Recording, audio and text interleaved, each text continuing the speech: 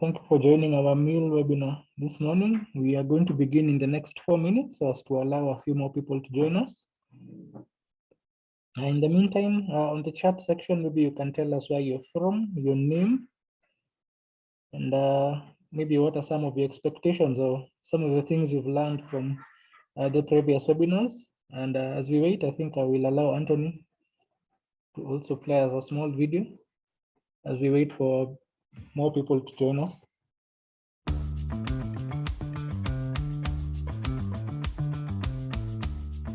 Monitoring, evaluation, accountability and learning have been identified to be critical metrics of assessing the overall performance of organizations such as NGOs and governmental bodies. Additionally, it helps in evaluating whether a project is achieving its targets and understand the required needs and adjustments. As organizations aim at pursuing successful projects, the demand for its skills has gone up. This program by Humanitarian Global is an introductory course to the meal field that seeks to enlighten upcoming meal professionals on essential project management skills. Among the covered modules and topics include Introduction to Meal. The learner will get to learn more about the history of meal, what is meal, meal phases, and the significance of meal. In the second module, which is Meal Planning Part 1, the participant will develop more skills on how to execute learning in meal, participatory meal and how to develop objectives and indicators. In Module 3, Meal Planning Part 2, the learner will gather advanced skills in Performance Management Plan, Indicator Performance Tracking Table, Data Flow Map and Summary Evaluation Table. Apply for this course today by visiting our website, www.humanitarianglobal.com for more details. Again, thank you for joining us this morning. My name is Eric. I am part of the global team, and today we welcome you to the session, meal webinar session. You request us on the chat section to introduce ourselves and just to tell us where you're from, what are some of the expectations or some of the things you've learned, and we'd really appreciate. And as we start our session today, I would like to introduce two people. The first one being Anthony. Anthony, are you there with us? Yes, I can hear you, Eric. Maybe you can start by introducing yourself and tell us more about Humanitarian Global and our session today. Okay, thank you so much, Eric, and to all of our participants who have joined this morning. Just a moment. Okay, sorry about that. Eric, maybe you can confirm whether you can see my screen. Yes, I can see your screen. Okay, thank you so much for the confirmation, and thank you once again. To all of our participants. I can see you are connecting from different countries. We're very much happy to have you attend our session for today. So today is a continuation of the last session that we had previously last month. And you can really, we saw very good response in regard to that session. And today now we continue on the same topic. However, before that, for those who might be their first time for them to attend our session today, I'd like to just give you a brief of who Humanitarian Global is in terms of our background, where we are located and what we do. But before that, my name is Anthony. I'm the Academic Registrar at Humanitarian Global. And here is just an overview of who we are and what we do. So we are a learning institution that is based in Nairobi, Kenya. So with our main focus being to work with both the humanitarian and also development professionals when it comes to capacity building. So that is what we focus on. And among the key areas that we really focus on, or maybe tackle, include training and learning. So this is our core area of focus. And how we achieve this is through the webinars, like the one that we are going to have today. We also achieve the same through online courses. So that means whatever we give you today might be inspired by some of the courses that we offer. So if you are interested in further learning, further training, you can check out on our online courses, and we will be sharing a link with you on the chat section so that you can see all the courses that we offer, all the online programs that we have, and the details, including the course outlines and how you can be part of the enrolled participants. In addition to that, you might be here and you have a team and you feel like they are maybe lacking in terms of capacity in a given area. So you can always chat with our team here so that we can guide you because we also make sure that we can work towards a creation of a bespoke training programs. We can organize for training workshops for your team. So always feel free to reach out to us, and then we can be able to work with you in that capacity. In addition to that, that is a capacity and also team building. We make sure that we can also organize for virtual summits, conferences, and you can always follow up with our website and also updates on Facebook and other social media platforms for you to know what is upcoming in the schedule that we have shared with you. In addition to that, we also make sure that we can support and promote humanitarian and development work. And that means we partner with other institutions, other organizations, so that we can steer community-based programs. Thirdly, through our pool of experts, like today we have one of them who will be leading us in this session. You can always get in touch with us in case you want to be assisted in a project that you're doing, you want to seek professional advice. So we are the go-to organization because through our team, of experts who have been in field for a long period of time. They have a proven work experience in what you're doing. So that means this is the right place for you in that capacity. So always feel free to let us know the kind of project, the kind of challenges that you're facing, and then our team would be able to work with you in that capacity. Lastly, but not least of what we do, we ensure that through an interactive platform, which is embedded on our website. So if you go to our website, we have a link to Humanitarian Global Community. So you can see we have a HG community. So that is a platform that allows you to link up with other professionals. You can imagine you are maybe starting your career as a meal specialist, and you'd be happy to link up with other professionals in that field. So that is what we provide, because here you can be in a position to link up with other professionals. I would urge you, as we follow up with the session, ensure that you can go to the website. We'll be sharing the same link here at the chat section. Even my colleagues, they are pasting the link in a few, so you can join the forum. Be part of it because this is the community that is going to allow you. It's a free platform, so you don't have to get worried whether are there maybe subscription fees. No, so this is a free platform. Come, enroll, join for that platform. It's very easy for you to register. You just have to just need to have an email, and then you can choose a password, a username, and then you can have your account set up. So once you join here, we do engage in sessions of discussions. You can post your question. You can be able to contribute to other people's topics and so on. So you can even see we were able to post the collective link for all the upcoming webinars for the month of September. So already we have done two. Today we are doing the second one because last weekend we did one on human nutrition and dietetics. So you can see the upcoming one. The one that is happening today is indeed monitoring, evaluation, accountability, and learning. So you can register via that link, and then on 10th we have another one, and then you can see the entire calendar for the month of September. I would encourage you, share the same link with your colleagues, with your friends, so that they may join. And with that said, I know we're going to be interacting more with you as we go on with the session. In case of any difficulties, feel free to let us know in the chat section, and then our team is going to help you. So I don't want to take too much time because I can see the time is not on our side, but I'll be coming back to give you more updates as we continue the session on some of the programs that you might enroll for you to advance your career in meals. So thank you so much, and back to you, Eric. Thank you, Anthony, for that introductory session. And our next person is our key speaker for the day. Winnie, are you there with us? Yes, Eric, I'm here. Maybe you can start by introducing yourself, and then we can start off the session. Thank you. Good morning, everyone, or good afternoon, depending on where you're joining from. My name is Winnie Mwea. I am a meal expert. I've been in this field for over 8 years now.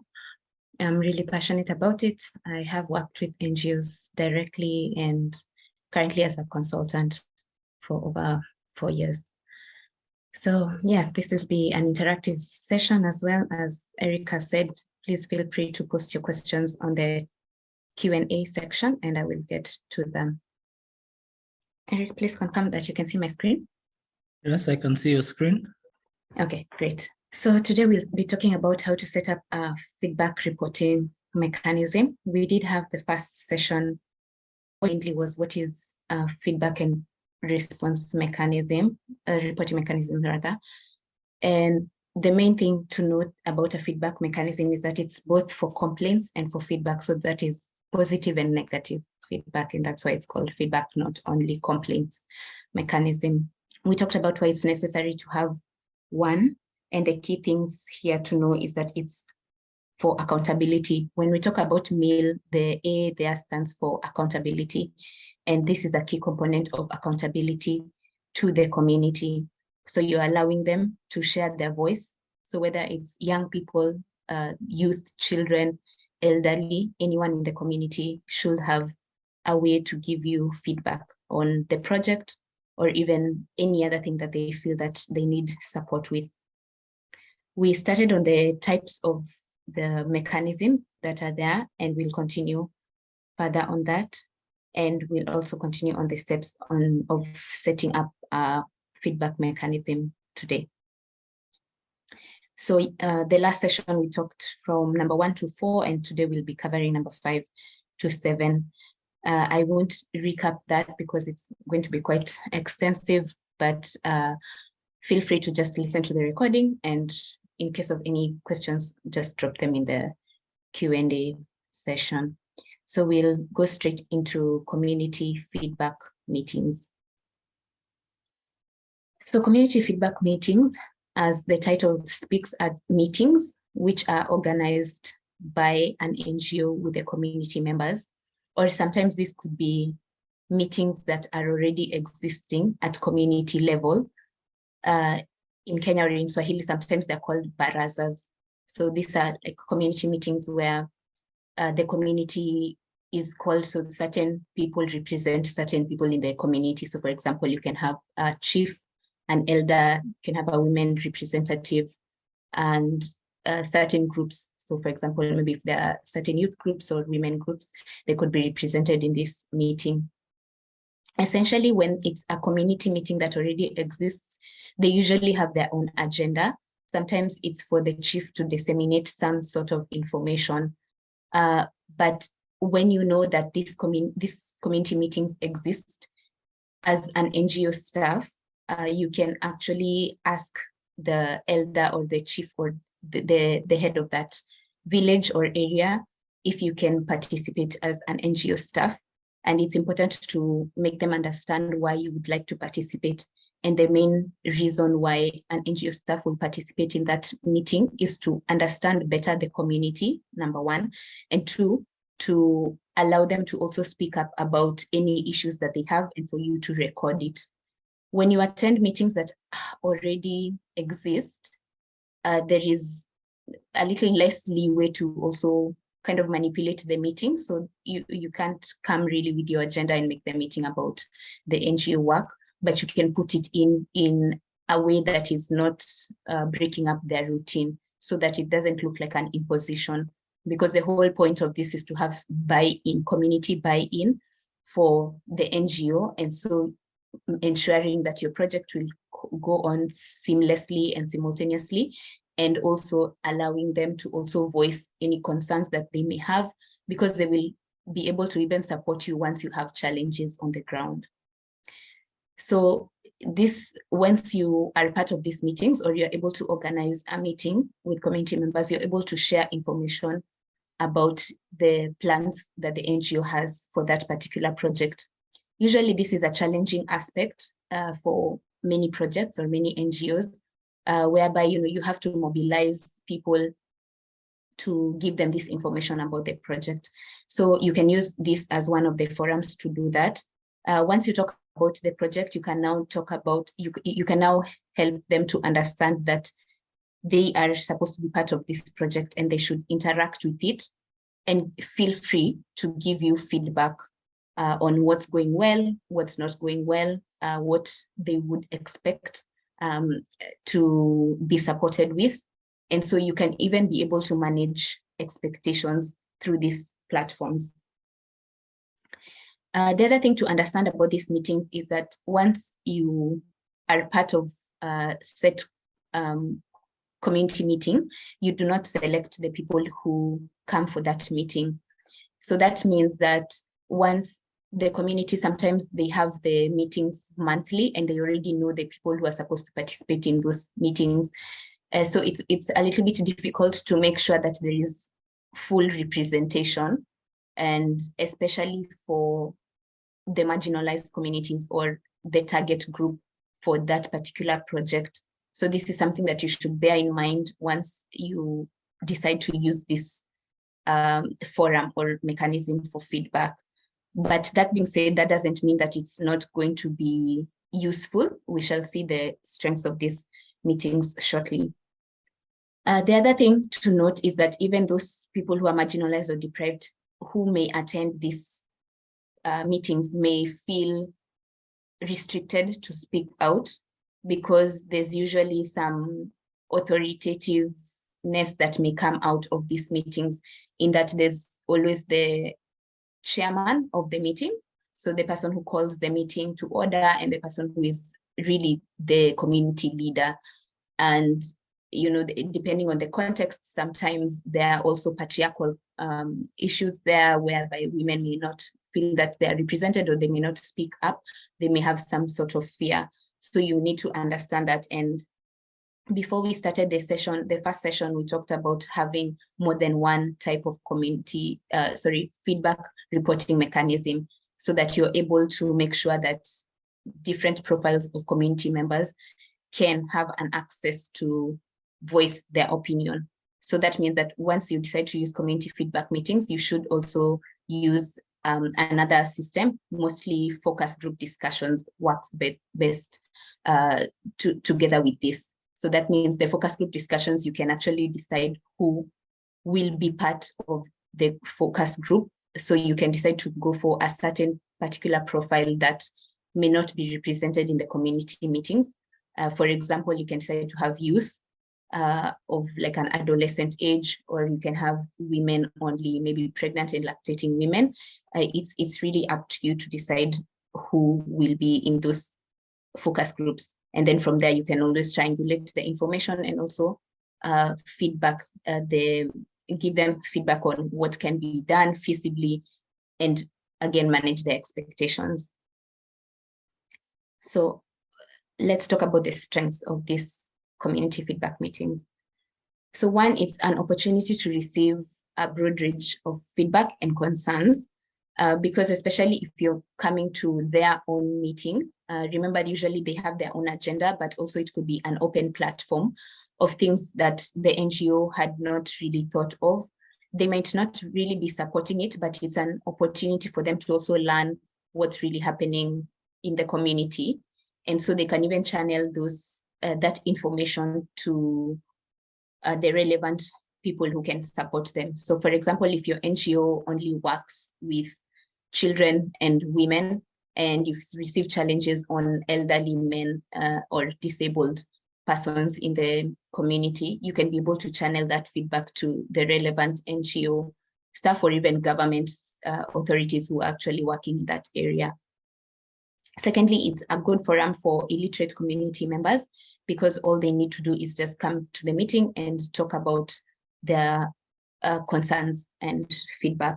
So you're able to record that as now the NGO staff or the person who is taking down who is doing the data collection on this.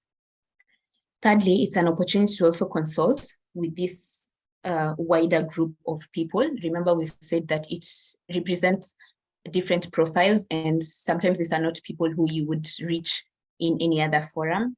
And you can be able to also clarify a few things, whether during the meeting, or you can maybe call them aside after the meeting to understand better some things which have come up during the meeting.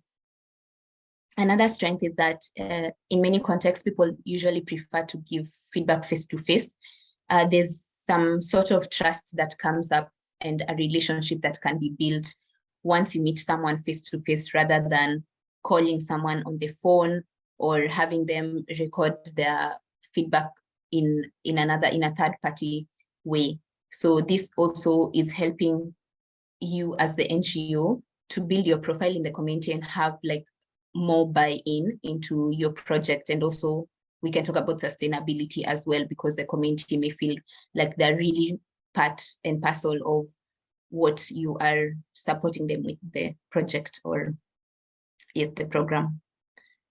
And then another strength is that it allows for the two-way communication. As we've said, that you're able to build this relationship. So you're able to clarify any questions or queries that you have, or follow-up questions that you may have, as opposed to some of the mechanisms that we'll see again today, but also things like the suggestion boxes. Someone may write down and it may be anonymous, and so you may not be able to follow up.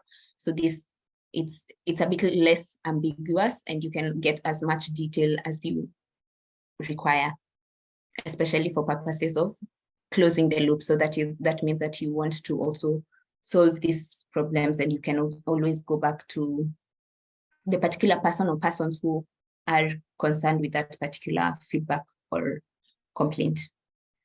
Again, also it allows for immediate referrals for any sensitive issues. During these meetings, as we'll see in one of the weaknesses, it's people are not able to share very personal issues, because remember, now in this community, there are people from different households, different profiles. Some maybe have been there for quite a long time. Others, like you as an NGO staff, you may only be there periodically, and someone may not feel safe enough to actually give this information. But once an issue comes up, for example, if there's an issue about children not going to school, and the underlying reason could be that there is some form of insecurity, so you're able to follow this up, for example, with the community leader who is really charged with security of the area, or the chief, the village elder, whoever is concerned with that, and then you can ensure that these are now referred to, especially if it's health centers, if it's issues of security in terms of gender-based violence or other forms of security. You can actually refer to the right persons, especially when government authorities who may not be in the area but need to be alerted of this. Lastly, it's also an opportunity to share information about with the community. As we've mentioned, you can talk about what the plans for the NGO are, what you have been doing so far, and what are your plans moving forward. Remember, when you're doing any project, it's important to work hand in hand with the community. So always make sure that you are giving them information, because once they have the information, they're more empowered. But if you work in isolation and you do not even understand if you're actually meeting their needs, and you do not report on any progress of the project that you are doing, it could really open you up to some vulnerability. Remember, when you're working for a community, and you should be working with them. So there are many examples I can give here. So for example, if maybe you are rehabilitating a road, it's important to make sure you work with the community when they are also involved in actively knowing how to repair a certain road, because in the long term, the project may not be able to always be there to repair that road, but because we have always climatic changes and weather conditions that are always changing, they may need to do it on themselves, and they may have that knowledge already, so they may only need support probably to get the resources in terms of the material, but they may have the knowledge already. So it's important to always share this information at any chance that you have. Let's move on to the weaknesses for these meetings. So first, as we've said, the NGO staff only attends periodically. They may not be able to attend every single month or at every duration. So that means the community can only share their feedback and concerns at the time when the NGO staff is there. Secondly, there could be some community dynamics that the NGO staff may not be aware of, and this may continue to take part during the meeting. So that means there's usually, especially the power play that I've just talked about, that maybe the community leader is authoritative and demanding in some way, and the rest of the members of the meeting may not be able to voice out what they really feel. And so it's very hard to actually manage that as an outsider, especially. The other thing is that this is unsuitable for people who are less mobile. So anyone with disabilities, with especially physical disabilities, and they are not able to attend this meeting, may not be represented. And especially then cultural issues for women who, the community members, or rather this community meeting members may feel that some people should not even attend these meetings, as they feel, quote unquote, that they do understand already what the issues are. So that means that the meetings are not wholly representative.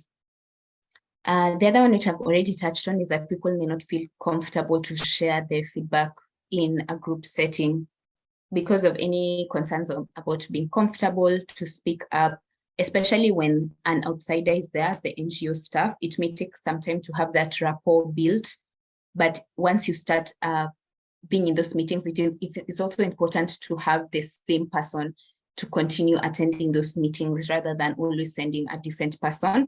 Remember, this is a relationship, just like any human relationship, and it builds with one individual rather than just always having a different person there.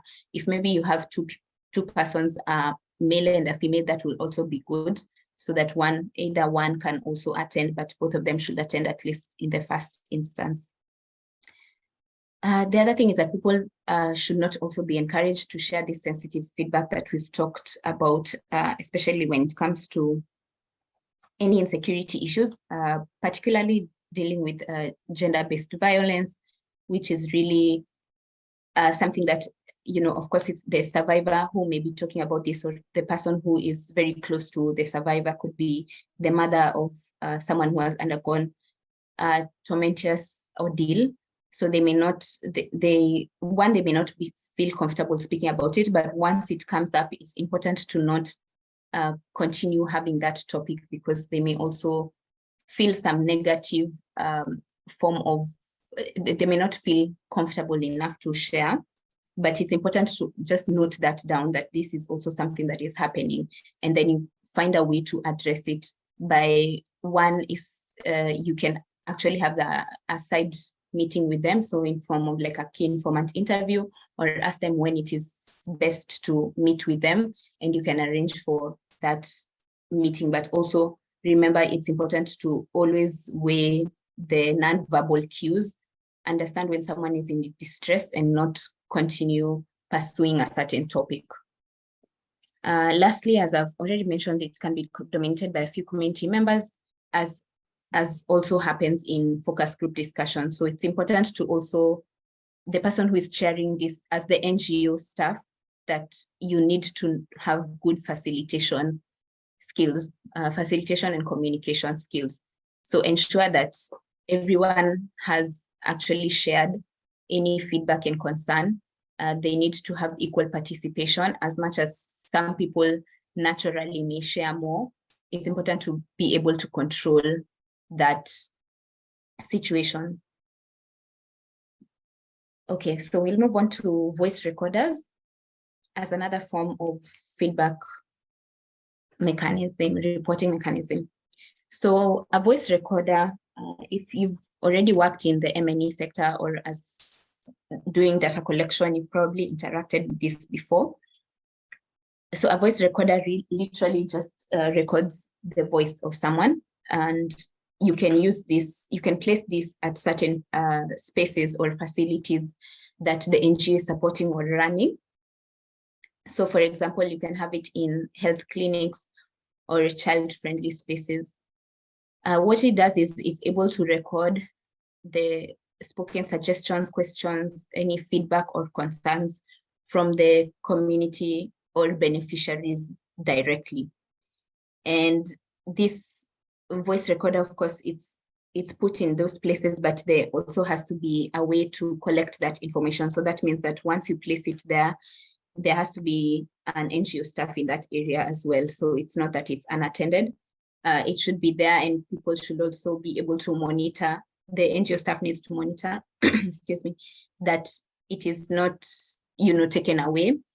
there are instances where someone may feel that they need to record it in private, so they may move maybe to a corner or come to record the data a little bit later. For example, if the health clinic is almost closing when they know that there could be less people, and that is allowed.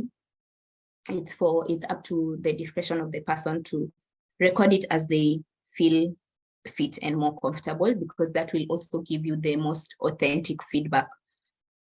So it's very straightforward. The main thing here is to just make sure that people understand how to operate it. It's very simple. Usually it's just one button to press and you can record whatever they feel like, and they can record it in any language. That's the other thing, that to also make sure that they are comfortable to speak their own language, and you need to have NGO staff who can interpret this as well, and make sure that once it's for those people who may not give their names and profiles, those who give their names and profiles, of course, we need to make sure that there's a way to give them back the information, maybe the concerns that they may have, to ensure that they have been told that these issues have been addressed. For those who have given anonymous feedback, this needs to still be addressed. And the community always has a way to even know once any challenge has been addressed. So for example, they may talk about a well that is not sealed, and so it's posing a security threat, especially for children who are walking, or animals that are grazing, that they may fall into this well. And so the community, rather the NGO, needs to ensure, if that is in their scope of work, they need to make sure that this area is either fenced, or you have a cover for it, whether it's them or through their partner organization or whoever it is, but this needs to be addressed. And in the time that it's not yet actioned, there needs to be communication that this is the action that is going to be taken, because sometimes it's not a very immediate action. So you may receive the feedback today, but you may need like 2 weeks or so, because you need to procure certain materials. And of course, this is an NGO, they have their own way of working. These materials may not be on site, so they may need to procure them from somewhere which is a little bit far off. But in that 1 or 2 week duration, it's important to communicate. You can communicate to the village elder and just tell them, you can use those meetings that we've just talked about to tell them the progress. That is also giving back, closing the loop of the feedback, so that people also feel heard and they can trust you, that once you receive the information, you are able to action it accordingly. Okay, I hope that's clear. We can talk about the strengths of voice recorders. So it allows people to share anonymous feedback. You're not able to, it's a little bit difficult to always know the different voices of people. So people may feel confident and that they may not be traced back to whatever they say may not be traced back to them. It's also suitable for illiterate people or those with visual impairments, even those with physical disabilities, because this, as long as they are at those areas where we've talked about, so for example, the health clinics, if they are in either any of these spaces, they are able to record it as long as they can actually speak, and they can even task someone else to speak on their behalf, because it's not necessarily that the issue is even about them. It's only a way to transmit that information. Then thirdly, there are no costs to actually use this voice recorder. As I've said, this is purchased by the NGO and it's placed in these areas, and people are able to access it and use it at their own discretion, of course, in that facility. The other thing is that it helps to target groups who are not able to give feedback through other channels. So remember, we mentioned like the community feedback, community meetings rather, their women sometimes may not be represented, or sometimes you have pregnant and lactating women who may not even be able to join these meetings, or who may not be able to really be physically moving a lot. So they may not be able to access other channels, but they come to the clinic, for example, or they may come to bring their child to these child-friendly spaces. So these are the only channels that they can use. to give us feedback. And remember, every community member really needs to have a voice. You need to share what they feel about what the project is implementing. And then lastly, it's also a good child-friendly option, especially for adolescents. You know, they are always willing to use things which are technologically savvy, and they are a little bit more faster, let's say, than maybe the older generations to adopt these mechanisms. So once you have them, especially in these child-friendly spaces or these youth spaces, it could be a hall where they can come and read books, but also at the same time, they've been told that you can record your feedback. You will find that they actually take it up. Some weaknesses which voice recorders have is that, one, you're not able to ask any follow-up questions or clarify on this. So really, you just depend on the person to record a very clear message. And there could be, sometimes this information may be lost in translation. Remember, as I've mentioned also, someone may use a different language or a different dialect. And so it may be hard sometimes to also decipher the real need or the real concern that is there. And so you can't really follow up, especially once it's anonymous and you don't know the name of the person. So that's one of the risks or weaknesses. Yeah. And then the other thing is that you're only able to use it once you come to these facilities where the NGO has provided, and it's not commonplace sometimes to have these voice recorders, because of course, remember, there are those risks such as theft, and maybe it may stop working, or you may not have enough to also supply in many of the health facilities or clinics, and also these other friendly spaces that may be brought by the community. The other thing is that some people may feel less comfortable to share the feedback through this mechanism because they may feel like people are observing them. Remember, these places, they're not very private, and most of the time actually it's a hall, and you have placed this voice recorder maybe in a corner or somewhere where it's visible, but it's accessible to a lot of people. And so the person may feel that other people are observing. They may not be actually observing her or him, but it's just a perception. So that may deter people from actually using this mechanism.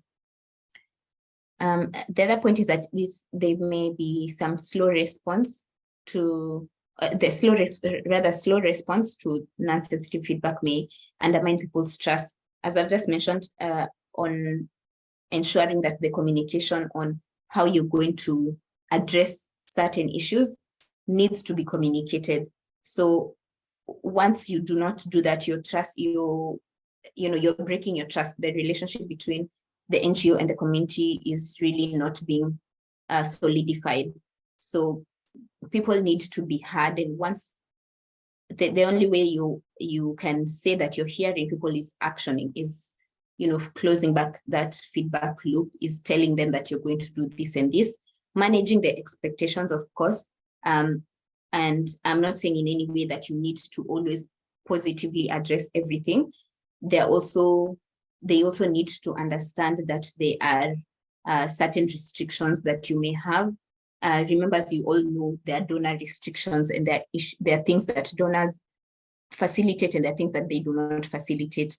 But that doesn't mean that there is not anyone else who can support them. So you can transmit this information to the right persons and then communicate also that to the community, so that even next time they can know who to address certain issues to, and they can understand better, like, what is your scope of work. It may need a lot of reiteration, and you need to also understand the community is just a receiver of this help.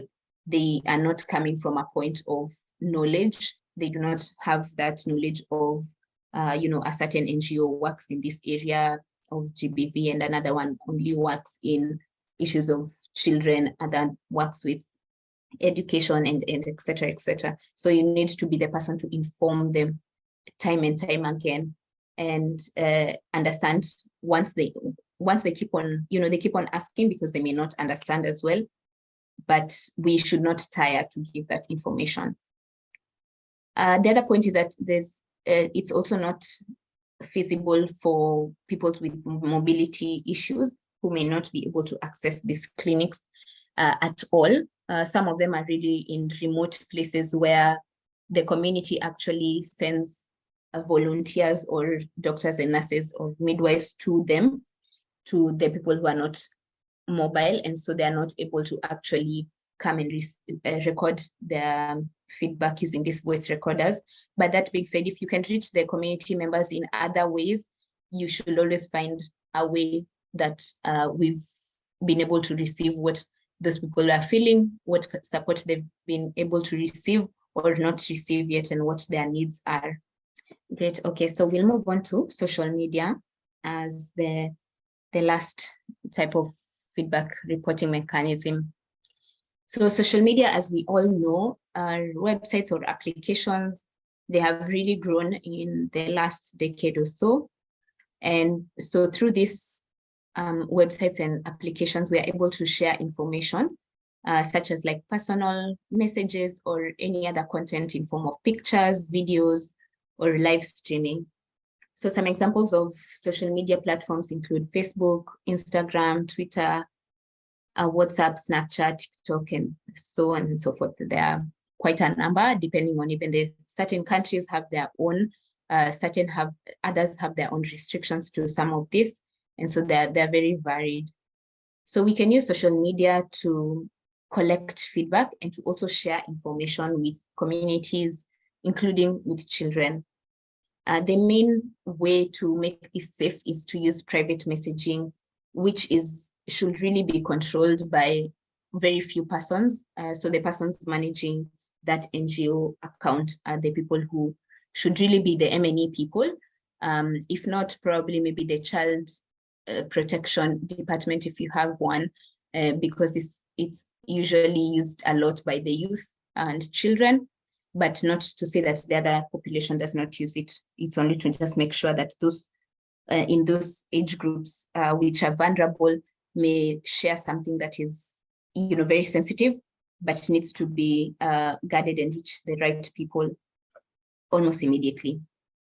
And the other way is that people can also share and post questions and comments once you share information. So for example, on Instagram, you can share a picture with what is happening in the community. So for example, you have like an NGO worker alongside a well that has been dug by the NGO, and they can say that they're providing water for the community and this water is supposed to be free. And so below that picture, it's allowed to put comments or questions.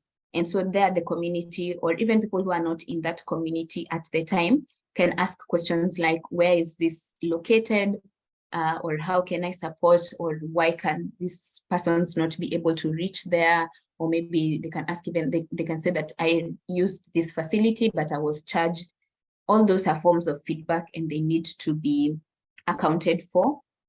And it's important for also the NGO staff to make sure that they respond to them. The most suitable way is to respond to them directly through a direct message, not posting the answer there. There could be, you can decide to post there for accountability purposes, but some of these things are very sensitive. So for example, that comment on someone who was actually charged for that water and they shouldn't be charged for that. And so this, sometimes it's also important to understand if it's that particular well, the person may be speaking of somewhere else, or another instance which was maybe years ago. So it's important to also understand before you also respond, or if the person feels safe enough, once you send them a message, if they can also be reached on phone or directly at the community level, you can also decide to bring this up there and understand better what the situation is and then respond accordingly. So the main thing about social media actually is just making sure that there's safety, because it's really open to a lot of people and you have maybe less control. Sometimes these profiles are also hacked, and it's important to just have the security measures. As NGOs, each NGO has their own set of policies and procedures which guides these social media platforms. And so it's really important to make sure that the communications department or whoever's in charge of this really have put in place all those policies, and you have the confidentiality clauses. So people also who are giving the feedback need to also understand that this is going to be between you and them, so that the trust, again, that we've been talking about continues to be built. Because I'm sure all of you have also witnessed a lot of people, either personally or organizations, have been brought down because of something that they posted on social media. So that's why it's really important to make sure it's very well managed, and there are rules of engagement on this. And again, this needs to be reiterated time and time again. So you can decide to always, maybe every week, post about feedback, how people can give you feedback. You can decide to use your social media to advertise how to post feedback, but not really use social media as the main source of feedback. It's only just a channel to give information. That being said, you still need to just make sure that you're always looking at the comments, looking at the messages, because it's, the scope is very wide, and you cannot limit someone to only use certain channels. Great, so let's move to strengths of social media.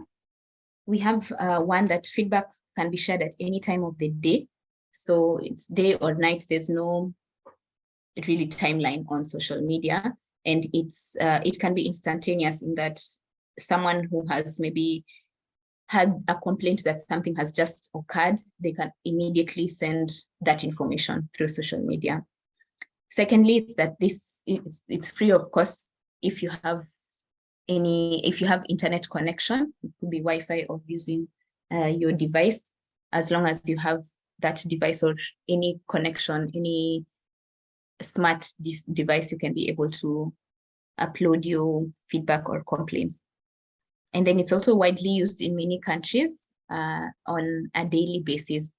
So at least in this day and age, you can be able to really track the feedback continuously in places where you have good internet connection, of course. If not, it's important to also liaise with, especially if you have like a regional office and you have remote offices, field offices, which are in areas that don't have very good connectivity.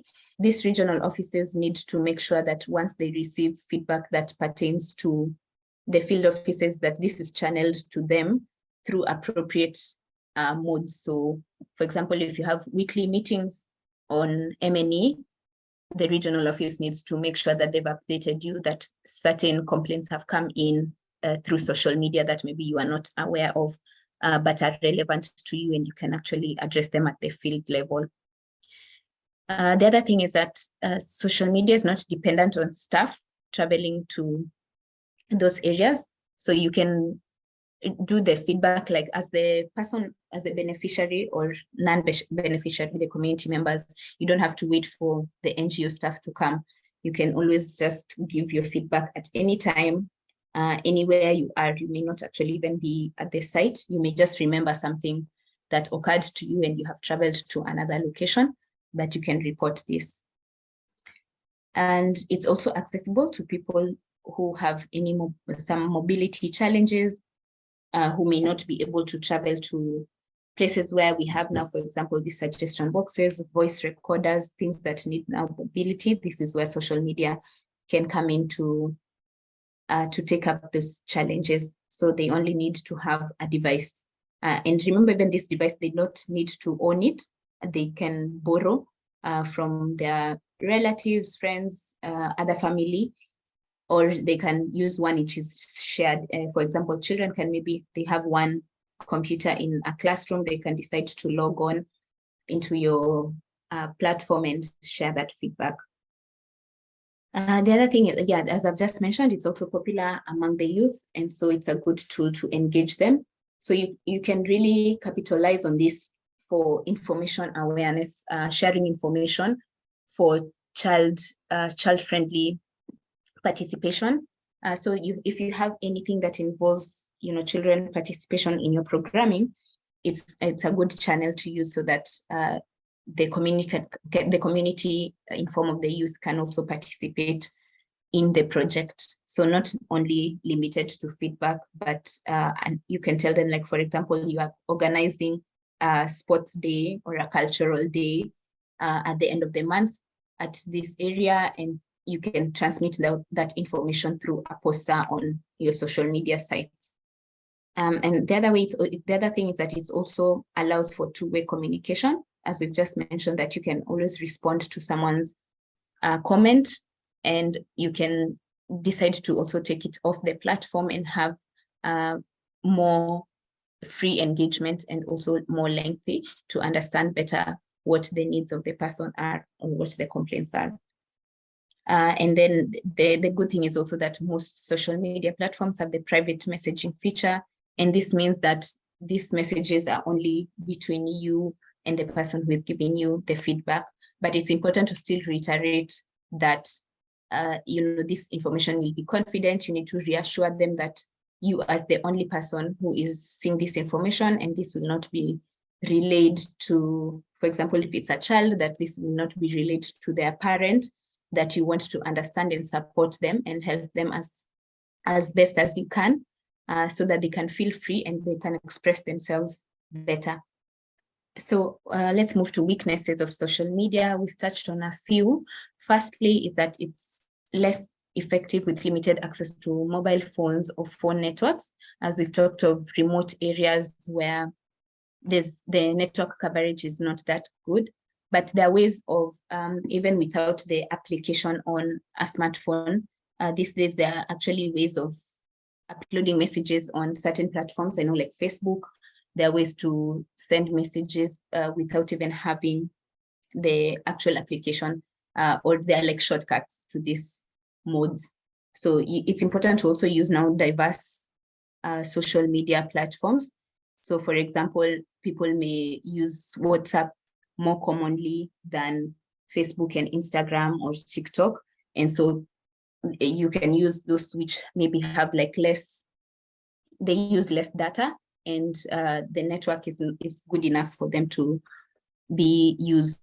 It's also limited to literate community members. Of course, remember, you need to write down this information. You can also record through your voice, but you need to know how to go to that NGO account. So you need to be able to read that and then you record it. But this, of course, can be mitigated by using someone who can assist you. So for example, if I'm a community member and I'm not able to, I don't even have a smartphone, firstly, but I do want to record my observations about this particular project, I can ask my daughter to come in and help me with her phone, because she's of course more tech savvy than me. And then she can just open the platform and leave me to record my message.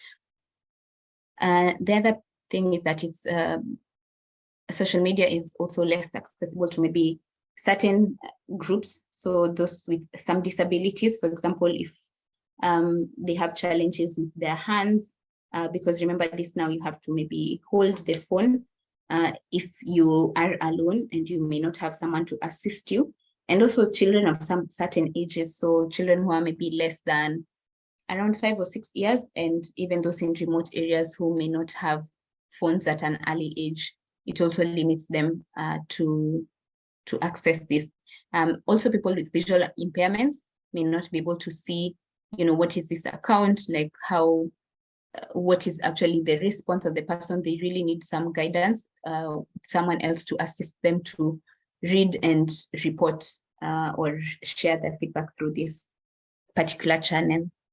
As I've mentioned, also it requires really strict monitoring, because just leaving it open to anyone to come in and put their feedback and concerns. Sometimes persons are even advertising their own things as part of the comments, and it could be actually a risk where people may feel like they don't even feel that this is a serious platform to share their feedback. So it requires really strict monitoring. You need to put in those measures for data security and people who are able to share this information, even sharing it further in other platforms, you need to manage that. The other thing is that there's limited anonymity because you need to also have a personal account by the time you're putting in a comment or even viewing this information. Most of the time you use either a personal account or an organization account, but you need some sort of account to view it in most of these social media platforms. So that means that if you want to just leave an anonymous message, it becomes a little bit challenging. You could create an anonymous account, but then again, most of these beneficiaries that we're talking about really may not really go to that extent of forming an anonymous account so that they can give that feedback. They will just provide the feedback. Maybe they can mention that they don't want to be noted, their names don't want to be seen, or this should not be linked back to them, and you need to respect that. I think lastly, of course, I've also just mentioned this on a social media account that can be hacked. So it's a high risk, and it's really for sensitive feedback. It becomes challenging to ensure that this information is kept safe. So for issues, especially regarding security issues, it could be issues to do with gender-based violence, or anything really that someone is sharing with you. Also, remember, the first thing is you need to respect that as a human, and you need to know how to guard that information. So those are just some of the weaknesses and strengths. They could not be like all of them, but yeah, that's all of them. That's what we can share, at least as a start. So I just wanted to take a break here and take it back to Eric. I don't know, maybe if I can go answer a few questions, or we can just go to first another segment. Eric, back to you. Thank you, Winnie, for that. Thank you, Winnie, for taking us through the first session. And at this moment, I'd like to invite back Anthony, just to give us a bit of more information. Monitoring, evaluation, accountability, and learning is an essential subset of project management. The subset has been identified and proven to be critical in the success of 99% of projects. Funding organizations are increasingly seeking more accountability for the funds they provide to development projects. Therefore, without an effective meal system, it would be hard to track progress, discover unplanned effects of programs, make judgments, or determine the impact an undertaken project will have on the target audience. Hence, undertaking this diploma course expertly developed by Humanitarian Global will help you develop advanced skills in this thematic area. These skills are essential in creating a roadmap for implementing project activities as intended. They also aid in conducting monitoring and evaluation activities efficiently and promptly, ensuring continuous learning throughout the project cycle. Among the covered modules and topics include Module 1. Design logic models. In this first module, the learner gets equipped with hands-on skills on how to create various logic models such as theory of change, results framework, logical framework, and M&E framework. Secondly, meal data collection. In this module, the participant will develop more knowledge and skills on data sources and data quality, quantitative data collection, qualitative data collection, mixed approach, and data management. In the third module, which is meal data handling, the learner gets to develop hands-on skills on how to conduct quantitative data analysis, qualitative data analysis, data visualization, and data interpretation. In the fourth module, which is using meal data information, the participant gets to develop more knowledge and skills on meal communication plan, meal learning plan, adaptive management, and meal reporting. Apply for this course today by visiting our website www.humanitarianglobal.com for more details.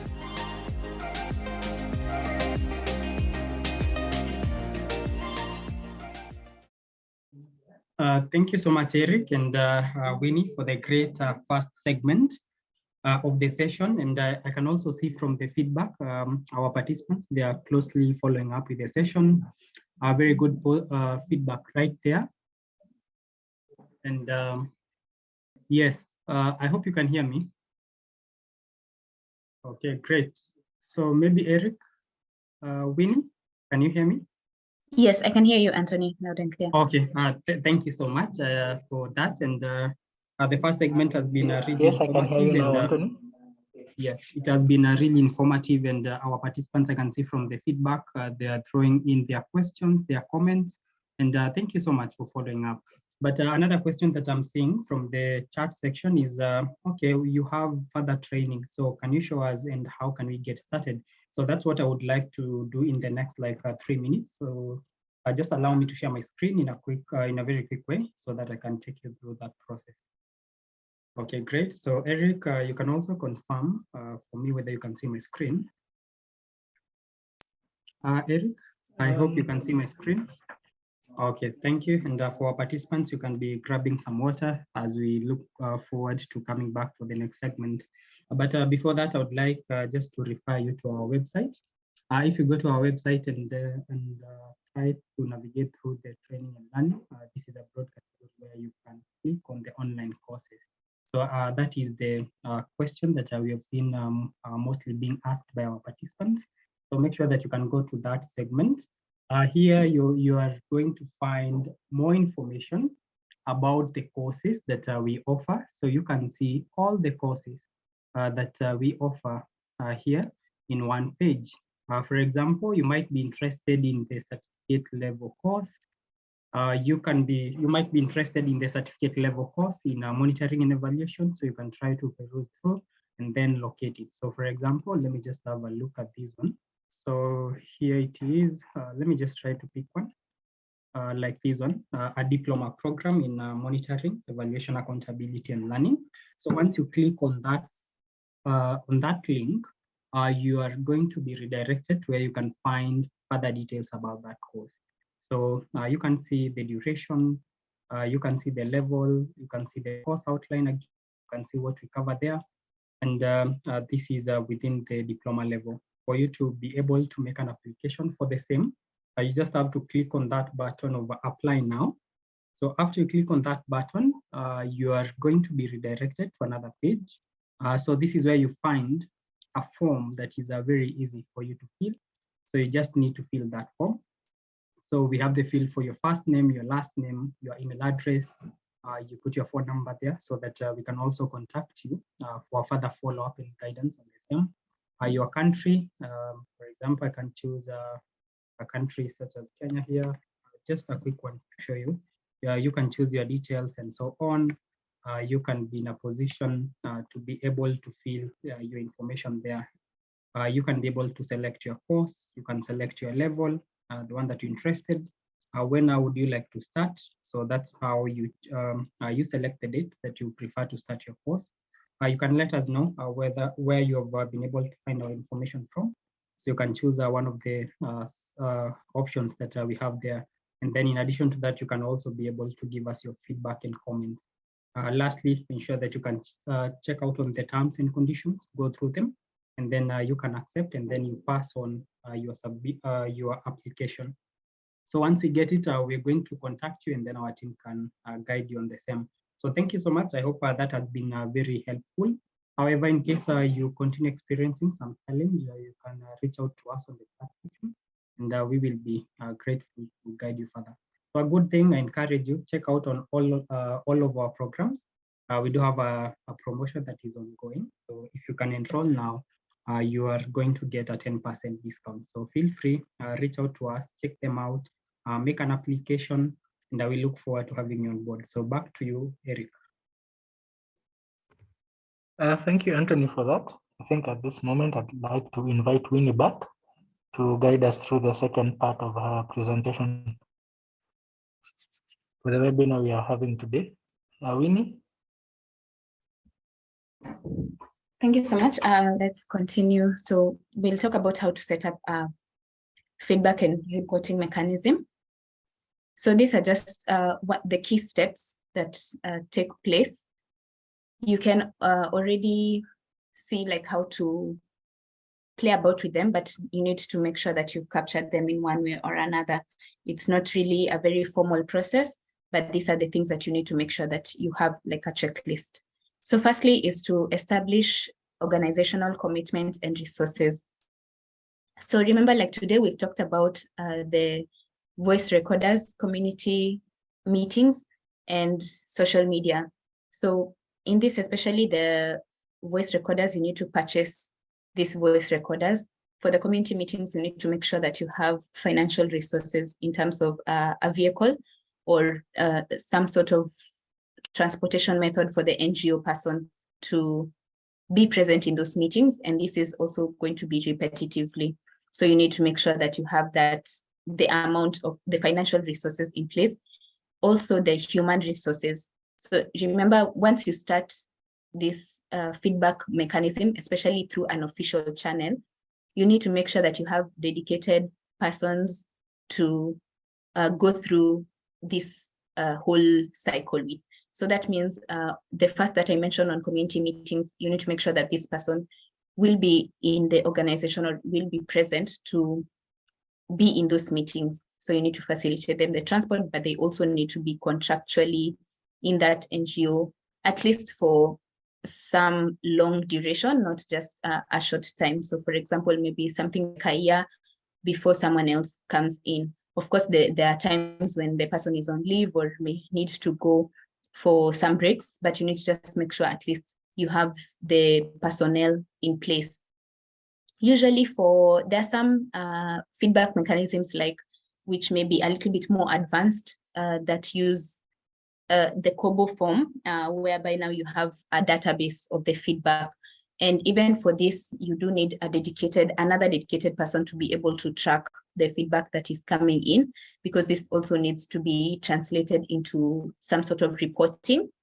And you need to be able to answer to the donors and the community to what kind of feedback there is. So depending on also the number of channels that you're using and the frequency that you need to be reporting and overseeing these channels, that's how you need to now make sure that you have the enough resources. Again, the commitment now comes into the organization needs to know that this is a task that is very important. Sometimes in MNE it may be overlooked, but it's really something that is very important, because without the community buy-in that have been emphasizing that trust and relationship building, you may not be able to even successfully conduct your project, whether now or in future. Because remember, this is the same community that you may help even 5 years down the line. For example, they could be refugees or IDPs who have been even situated in that place for over 20 years. So it could be that the community that you have been supporting have been more or less the same. They could maybe be different specific profiles, but it's the same community, and word goes round very fast. So make sure there's that commitment and resources in place first and foremost. And this also needs to be communicated to the donor. Remember, even at the start of the project, you need to make sure you already know how you're going to allocate. You may not know the specific channels that you're going to use, but you need to just make sure that you have some resources in place and know how the limit that you have, so that you don't also expand and use too many channels and you're not even able to sustain them consistently throughout the project period. Secondly is consult with the community on what works best for them. Remember, the community is also made up of various different profiles and community members. Some channels may work for some people and others may not feel comfortable in those channels. However, you need to make sure that you have at least had conversations with a sample of the community members of different profiles. So understand, like children, if they're going to school, are they able to use a feedback mechanism that is in school rather than meeting them again elsewhere and having like a focus group with them, so that you can also make sure that in that school feedback mechanism, it can also be used by staff members. So you're also reaching a wider community. Or you can use a health facility where each community member can actually access, and it's also in a central area. So you need to also understand what works best, and also depending on also the type of support that you're giving, it has to be relevant, of course, to this the type of channel that you're going to choose and where you're going to place it, especially for those that need physical procurement of like physical gadgets or boxes in the case of suggestion boxes. And then thirdly is to review what has been existing, and then you can build on this. Most of these times, unless it's a very new response or a new need that came out of nowhere, most of these communities, maybe you're doing development projects that have been there for some time. It could be not necessarily your NGO that has been working there, but other either UN agencies or NGO organizations have been working there. So that means that probably they put in place some practices which have been working even at the community level. So it ties into number two, that once you're consulting, you also understand how do they even channel this feedback. So for example, the community meetings could already be an area that they have been using on their own. So you just capitalize on this by having the NGO staff be present. And then you can also even just guide them on how to continually continue with these mechanisms as a sustainability measure, because your project may not be there for forever. At the end of the day, you're only there for a limited period. So that means that you need to capacitate them to know how to collect the feedback from themselves, to support themselves, and make their own community better. And then four, you need to have like a clear communication strategy on now this mechanism mechanisms that you have decided to go with, so that you ensure community buy-in. So for example, if you've decided to go with the community meetings and focus group discussions, people need to be aware that you are going to be participating in that meeting. Because this could also have a repercussion. If you just come in impromptu and decide to just sit into meetings, people may not take it very kindly. It's also not respectful that you just decide to come in as an NGO. And remember, the perception is for the NGO. It might not even necessarily be the individual person. So it's important to have clear communication prior, in good time. So it could be even a month in advance for them to know that you would like to participate. And remember, you're also asking the community for you to be there with them. And there's also a possibility for them to say, no, please don't sit into this forum. Maybe this particular meeting, there could be some issues, some clan issues that they really want to just discuss in private. And maybe you can have an interview with either the clan leaders or the community leaders separately, and you can sit into the other meeting. So it's important to just have that dialogue with the chair of these meetings. So whoever it may be, it could be a village elder, a chief, or whatever authority that they refer to the terminology. And it's important to also make him aware that you're also going to meet with other community members through, for instance, now these focus group discussions, to make them understand why you're doing what you're doing and the purpose for this. And then you also give him the feedback that you are planning, the actions that you're planning to take from this feedback, so that, again, you close the loop of the feedback and make sure that they understand why you're actually working with them, and you can work together and have that community buy-in.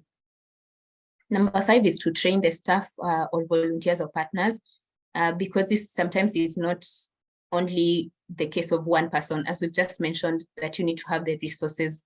You could have maybe 5 MNE staff in the NGO, but because the community is very wide, you may need to train other volunteers or partners on the ground on how to participate in these meetings, or to record this feedback, whether it's informal or formal. Sometimes even feedback can come to just the person directly, but you need to make sure that it's captured, it's recorded, and it's also transmitted back to the office, so that we are aware of what are the needs in different villages, for instance, or counties, and bring it back to the field office.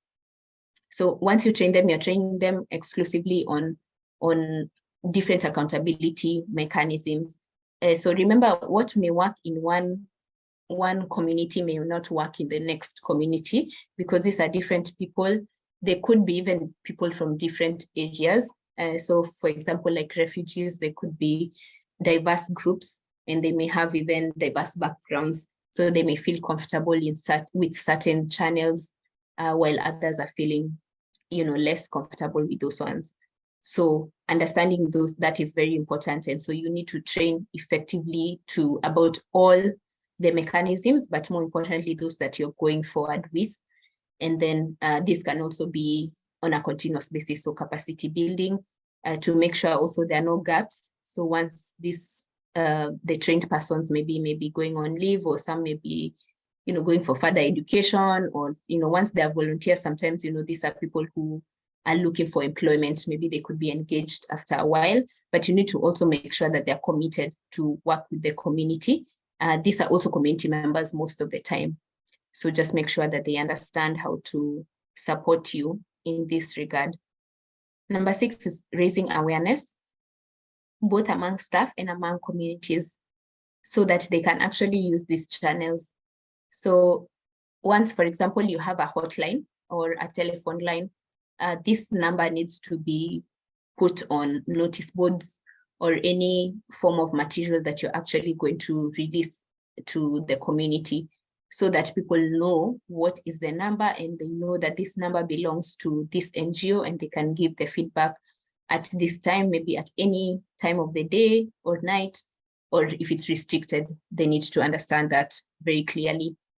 So awareness also, you can do it in many forms. You can do posters, you can use social media, you can use these phones, speakers, loudspeakers, and you can go through the community telling them that they can come to a community meeting on such and such a day and talk about their feedback, or you will put voice recorders. But remember, this also needs to be consistent. You need to be doing it periodically, and you need to budget for this as well. Then lastly is to continually check these channels to check if they're actually being used. And this is also an element of inclusivity, is there, as we've mentioned, that there are different profiles of people in the community. So that means that some community members may be able to access different channels at different times. But if you're able to record and understand who is still being left out, and how can you close that gap? How can you be able to reach those persons? It's very important. And once you check those mechanisms, you can be able to make sure also that they're safe, that people are using them because they trust the NGO, and they trust that channel to relay the information. You can always see if you need to revise them, because maybe after some time of using the same, or maybe you didn't get a lot of community buy-in and you feel like other channels can be introduced, feel free to do that. But remember to raise awareness. Number 6, raise awareness and train the staff, so that you're not just trying and testing and just leaving it. You need to go through a cycle. So I hope that's clear. So those are like the main steps that you need to undertake so that you set up a mechanism. And then lastly, we just talk about like key characteristics of a feedback mechanism.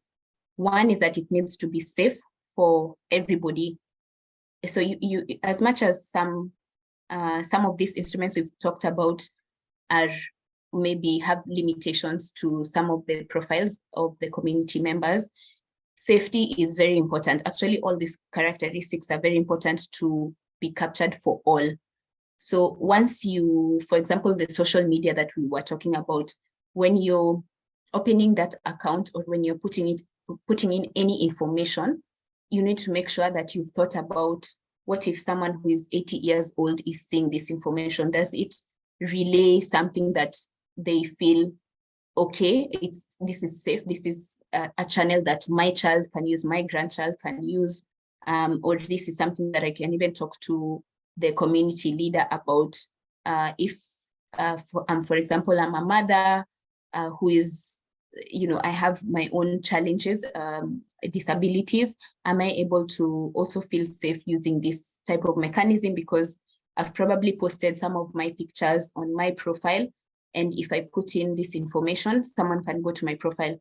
Do I feel like I won't be attacked, or this won't come back to me and make me feel worse than I am, even with these complaints that I want to put forward?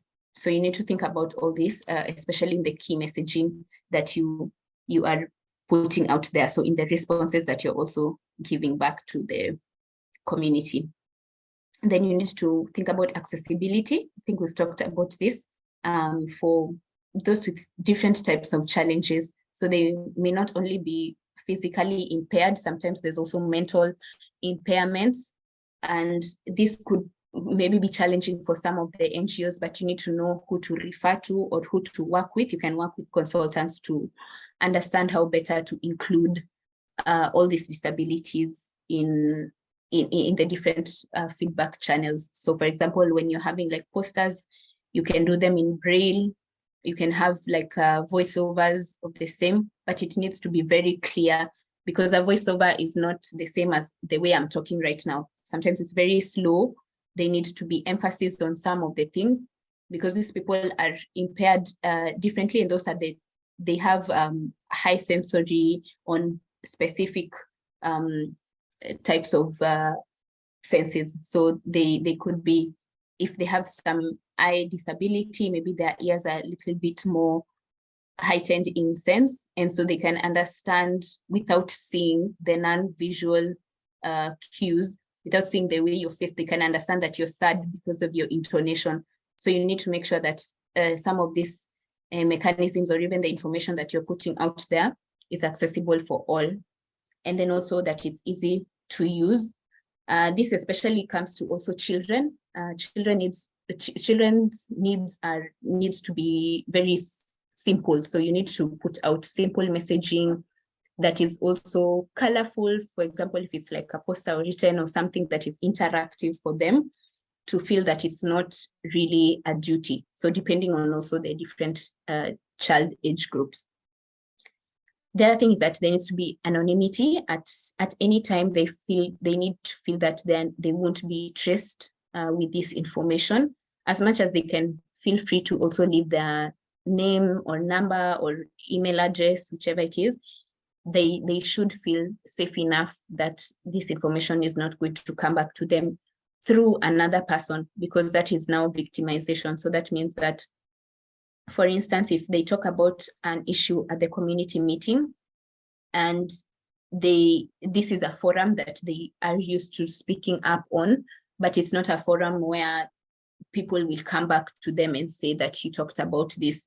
So it's about also knowing how to address these issues without really addressing the name of the person or the certain households. So there should be also a way to respond to them indirectly, if that makes sense. So that they feel even safe enough to come back to you and give you more feedback and any complaints that they may have, either personally or even for other people that may use them as the channel to report.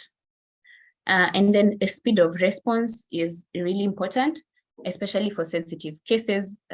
We've mentioned gender-based violence as one of the sensitive cases, and this needs to be addressed, as fast as possible. And for this, you need to make sure that you understand what are the referral mechanisms and who are the partners or the stakeholders who are supporting the community on this. And you also need to understand different cultural contexts and things that may be at play here, and the type of authority and how they deal with issues, so that you also are acting with the guidance of what has been commonplace, but at the same time, of course, the security of the persons who have been harmed are the first ones that you think of. But when you're giving the feedback, again, now closing the loop to say what happened and how it happened, you need to also just use that as use the context, the cultural context at the back of your mind to know that what is allowable in this community and what is not, especially when it comes to religious issues and cultural issues. There are different ways to deal with different situations. And so it's also important to know that even when you're dealing with some of these issues, like child safeguarding, so for example, like beating children, it may be commonplace in some places. It should not be allowable, but you need to know how to communicate this in a way that the community understands why this is a harmful practice, why children have their rights, why they need to speak up, and they can and will be supported if they feel that they are endangered. Okay, and lastly, it's as I've just touched on, is being considerate of the context and the culture. Another example is also being respectful of religious days and acts and even places which are deemed as holy. So depending on also the context, there's some days which are holy days, and there are days that, for example, these days maybe you cannot, call a community member for a meeting or, address a certain issue because it's frowned upon. And so you need to just make sure that this is known. There are also maybe times when this is, this can be an issue whereby it's an issue maybe that needs to be reported and acted upon immediately. So this becomes a little bit of a challenge, but most of the time in normal programming, when you have this set in place, so the feedback mechanisms are there, you need to already have like a schedule to know when you can go to the community and have these debriefs or talk to the community members on certain issues. So you respect their timings. You also respect, for example, if it's women who are going to the clinic on certain days, you need to know like when to approach them. And also always ask for consent, of course, even when you may assume that you already have communicated. It's important to just seek clarification once you're even there, to ask respectfully if the person has time to engage in a discussion, or if it's the focus group discussion, maybe something could have come up in the community the night before and you're not aware of. So it's important to communicate, as I've mentioned before, and just be considerate and respectful of the context and culture. So I think with that, we've finished the presentation, but we are open now for the Q&A section. Thank you. Thank you, Winnie, for taking us through the second part of the presentation for today's webinar. And I'd like to still encourage our participants to send in more questions to the Q&A section. These are questions regarding to today's webinar, or Humanitarian Global as an organization. And as we wait for the questions, I think we can today start with the live session. I can see a hand up. To our participants, I still encourage you to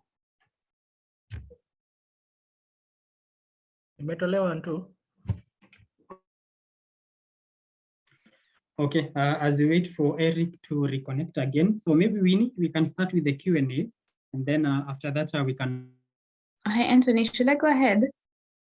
Okay, I think I'll just go ahead and answer some of these questions. Let me answer just one or two from the chat, and then we can go to the ones which people are asking live. So there's Raphael Kembo is asking, thank you, Winnie, for the insightful presentation. In addition to the community feedback mechanisms, we have used suggestion boxes together with a toll-free number where communities can call in. We have, however, received concerns on the frequency of opening the boxes and the individuals responsible of opening these boxes unbiased, and also of logging of the suggestions, questions, feedback, or concerns. Okay, so the concern is mainly on the suggestion boxes. So here I should say first that suggestion boxes, first of all, need to be, you need to have like a seal, a lock preferably, and the key for this lock needs to only be with the NGO staff ideally. If not, you can have the partner of your partner, the person who is actually implementing on the ground, to have the key, but this key should not be duplicated at all, because the whole point of having a suggestion box is for people to feel safe enough that this is reaching the NGO staff only. With regards to the frequency of opening these boxes, this needs to be scheduled, as I mentioned, even for all the other mechanisms, but for this particularly, because remember, there's a risk of receiving sensitive feedback that needs to be actioned immediately. You can decide what is feasible for the organization, but I will recommend at least once a week to check. So even if you feel that there's nothing, it just needs to be commonplace that you go and check, because sometimes it could have fallen, or it could be at the bottom and you've not just checked well, but it needs to be checked at least weekly. The other thing is to just make sure that you know the number of boxes that are there, and you need to have records of those boxes, because there's issues of pilferage that I've seen before. So those boxes are actually stolen, or they're cracked open, or they just go missing and you've not accounted for them. So you need to make sure that there's always a log of the person who is responsible for each. If it's going to be different persons for different areas, you need to make sure that they log in once they go to that particular facility or school or facility, whatever it is, that they have opened, and then they write down those questions in, it could be a physical book actually, with just lines that say who is the person who gave the response, and when this was collected, and how this is going to be addressed. So the person who is going to address it, and then when it was addressed, and then you close the loop, and this needs to be communicated after that.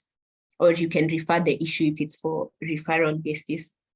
But you need to make sure that this is really kept in place for everywhere that you have the suggestion boxes. I hope that's helpful. Okay, thank you so much, Winnie, for that. I think we've been able to exhaust the few questions that we had there. However, in case one of our participants, you are out there, still have another question, you can post them there. I think there's one that has just come in. So I think we can continue taking them. And then because we still have got time, and then after that, we can move on to the live session. Okay. Okay. So there's Osman Al-Sharjabi is asking, you mentioned something about the easy use of FRM for the old. Can you give examples about it? Okay, so the different feedback mechanisms for the elderly.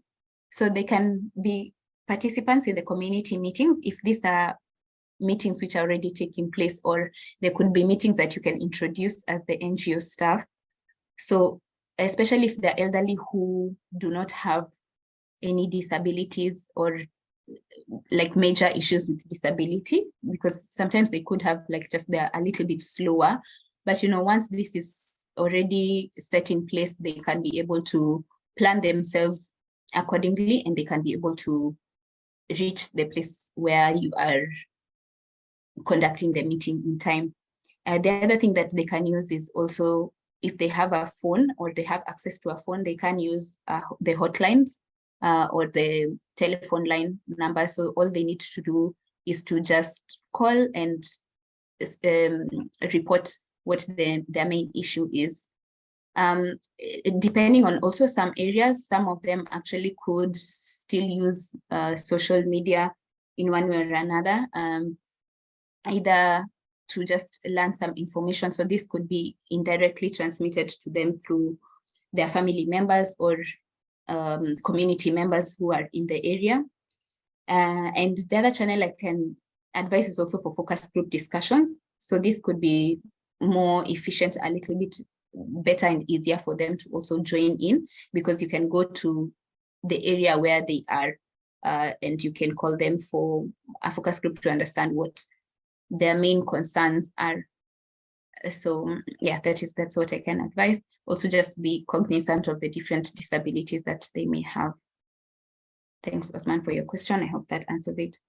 Then there's Jacob Garang Chol is asking, how can you improve on already existing channels of FRM that was believed by community not effective or believed to be conflicting with community beliefs?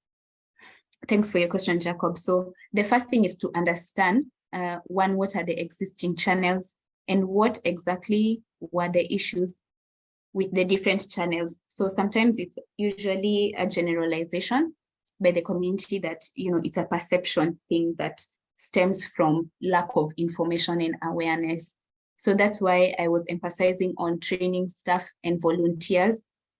You're also training them on how to communicate to the community about feedback. They need to understand that feedback is their right. They need to understand that they can and should give feedback, not only complaints.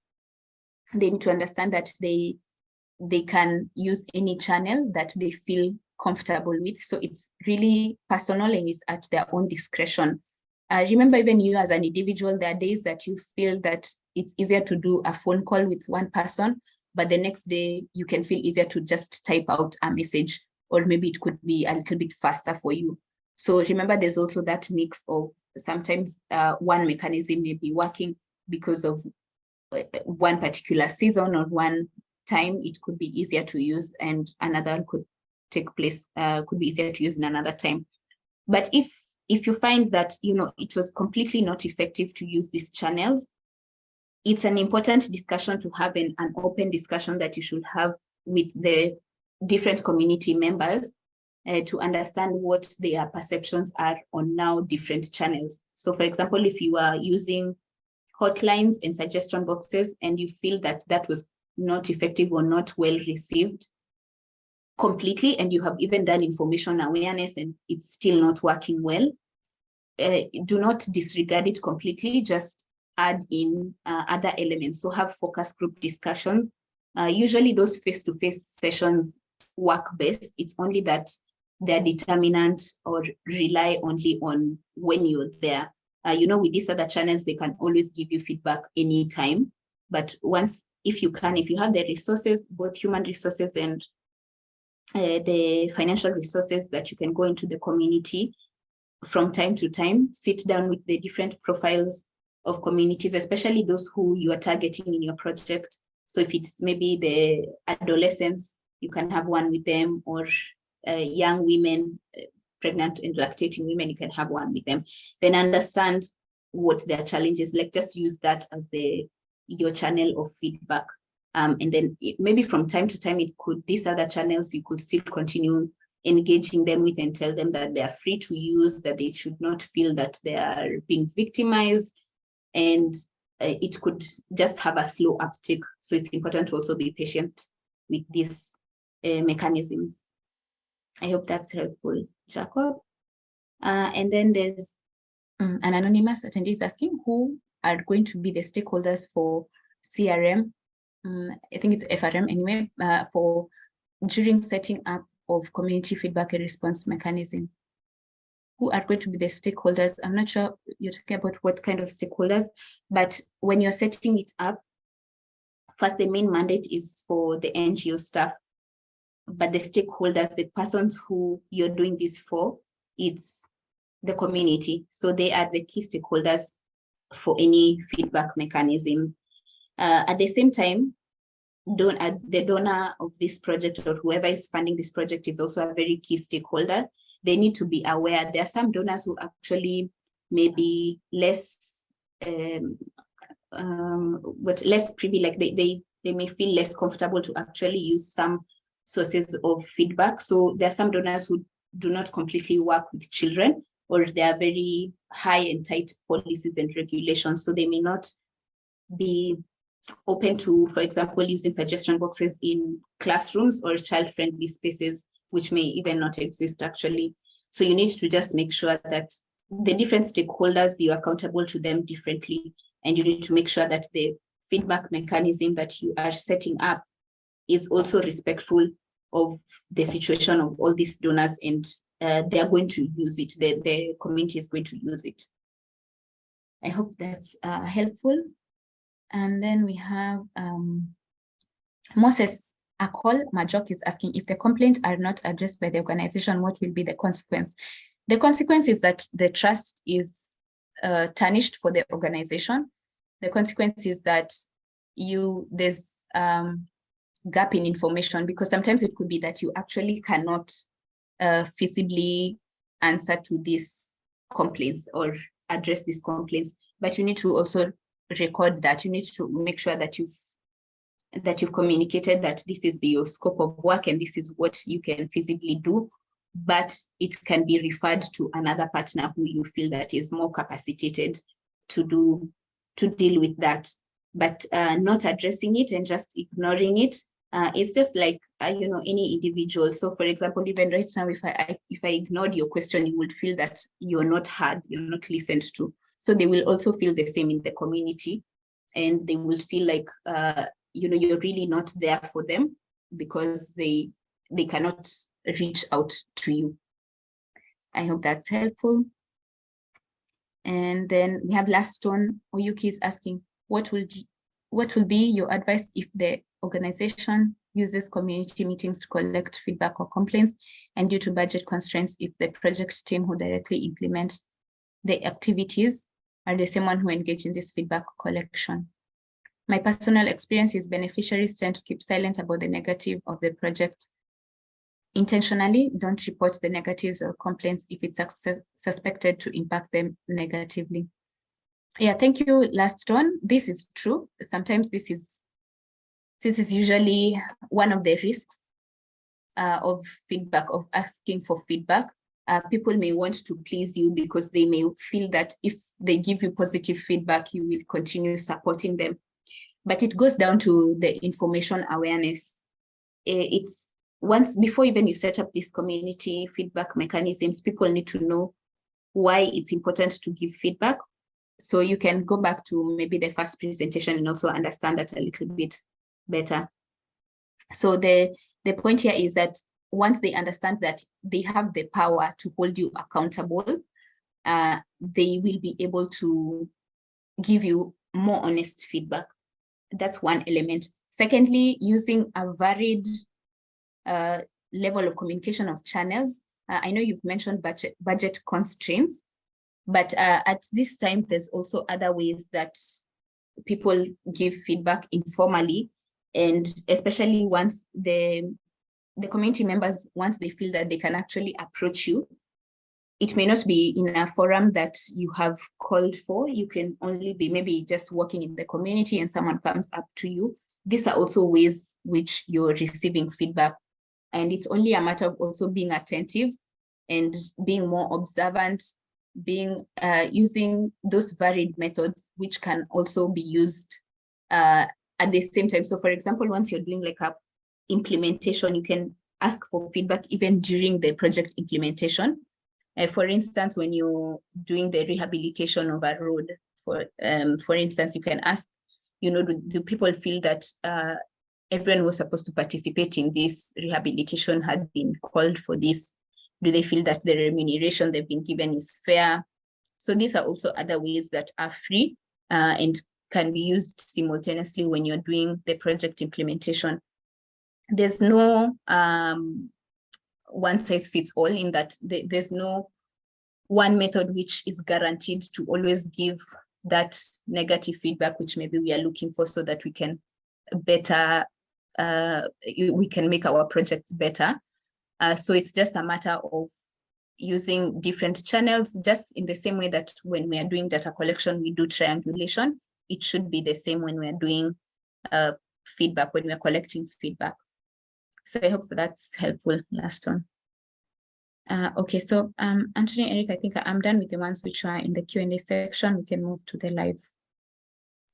Okay, sure. Thank you so much. And I think now I can also see Eric is back. So maybe Eric, you can try to lead us through the session. Thank you, Anthony, and thank you, Winnie, for going through the Q&A and answering our participants. I think now we can move over to the live session. And to our participants, if you want to ask a question, what you can simply do is raise your hand, and I will be able to give you an opportunity to unmute your microphone and ask Winnie your question. And we are going to start with Grace Bismarck. Grace, you may unmute your microphone. Grace, are you there with us? Okay, as we wait for Grace, we can hear from Noor Ibrahim. Noor Ibrahim Mohammed, are you there with us? Noor, you may unmute your microphone. Okay, as we wait for Noor also, we can listen to Mohammed Yusuf. Mohammed Yusuf. Mohammed, you may unmute your microphone. Yeah. Good afternoon. Can you hear me? Yes, I can hear you, Mohammed. Yeah, good afternoon to all. Thanks for your nice presentation. I have learned a lot of things about feedback mechanism. I have a question help desk. I want to please give me some information, more information about the help desk, which is the kind of the feedback response mechanism.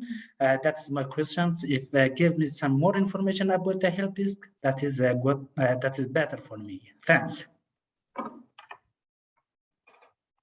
Hi, Mohammed. Yes. Thanks for your question. We did cover help desk in the last session.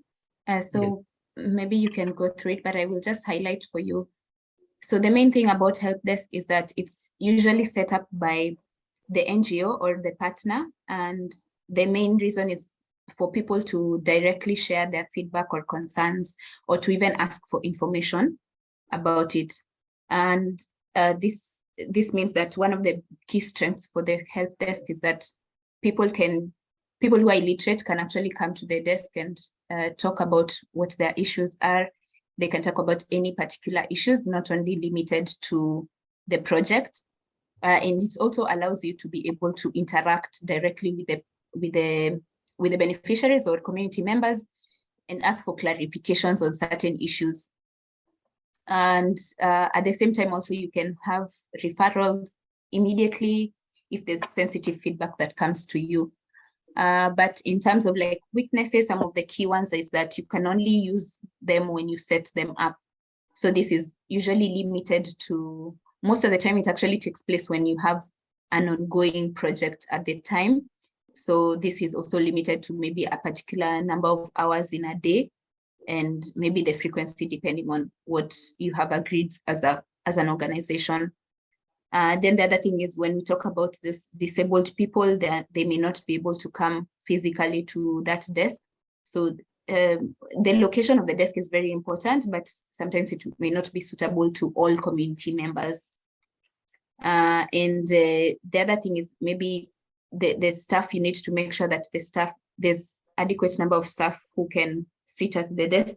Most of the time, it's very important to have both a male and a female, because community members can feel maybe more comfortable if it's female to talk to a female, and if it's male, maybe to talk to a male. So this could be sometimes a challenge, and they need to be there throughout consistently. And that means that you need to have other people supporting them with their other duties, maybe in the office. But I think for more detail, you can just look at also the last, you can listen to the last session that we had on this. I hope that's helpful though. Thank you, Winnie. Mohammed, what I will also do is I will send you our last webinar to your email. Maybe you can also get to watch. And I hope from that watching and what Winnie has shared with you, the question will be well answered. I hope that is okay, Yusuf? Yes, that's okay. Thanks for your kind answer. Thanks again. Okay. You're welcome. We can hear from Anas Adam. Aden, are you there with us? Yes, good morning. I mean, good afternoon. Yes, good afternoon. Thank you. Really, I thank you. We have gained a lot of knowledge, and what I can say is that I have learned something on what I have learned something that I don't know before. So this is also a great opportunity to me and the rest of my friends who are in the session. So I have I don't have a question, but I have a two suggestions. I wanted to raise a two questions, and it's not it's just a request. If you, I don't know if you people can see and I request you review back and then you give an answer. My first question is actually there's so many causes. Yes, there are so many things that you have talked. Is there a help Is there a health records management session? Is it? Hello? Yes, Sorry, Eden? Ernest, just come again. Please I repeat. request you. I request you that you just one day you. I request you that one day you just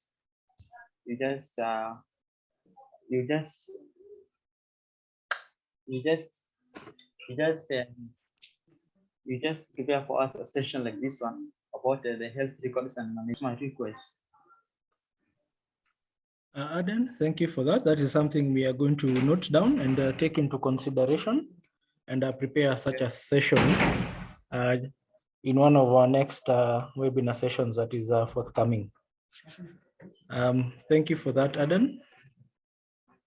Okay, sir. Thank you. Welcome. Okay. I can see Grace Bismarck. Are you there with us? Grace, you may unmute your microphone. Okay, as we wait for Grace, I can see Lucy Mwangi.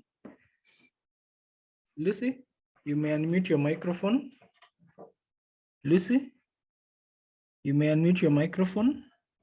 Okay, as we wait for Lucy, I can see Jacob Garang. Jacob, kindly unmute your microphone. Yeah. Hello. Hello, Jacob. Yes. Thank you for giving me a second chance. Hope everyone is doing well as I am today. Yeah, I would like to ask my second question on gender-based violence. And the question is, how can you help address issues or issue of gender-based violence in areas where community awareness or rights of different groups or people is lacking or not being prioritized based on, those beliefs? And secondly, if at all somebody has just come up with a question or other kind of feedback, and later on when the feedback loop is closed, could this not impact them again negatively? Because given such context where maybe awareness is not given on the different rights of people, and maybe you have gone to an extent of maybe requesting for maybe NGO to come in and help your issue. Maybe in such cases, how can you really help? If I'm not, if you have understood it better, you can let me know. If it is not clear, I can just press it further, because we come from different beliefs and communities. Thank you. Thanks, Jacob. So I think I kind of understand your question. So one is on like the cultural context of women and having gender-based issues. So the first thing is, before you even have these feedback mechanisms, I really emphasize on information awareness and communication by the project. So not all projects or NGOs even work in this area of gender-based violence or support to these issues, but these issues can come up in feedback or complaints. So essentially, the first thing is for people to also understand what are the channels that are in place. Even if it's a different cultural setup, they have to have, there's a way to report already. It could be either through authorities, they could be already a national hotline or some way, some channel that already has been put in place, particularly by the government. And it's also very important for the NGO to be aware of that, or of the locally used procedures.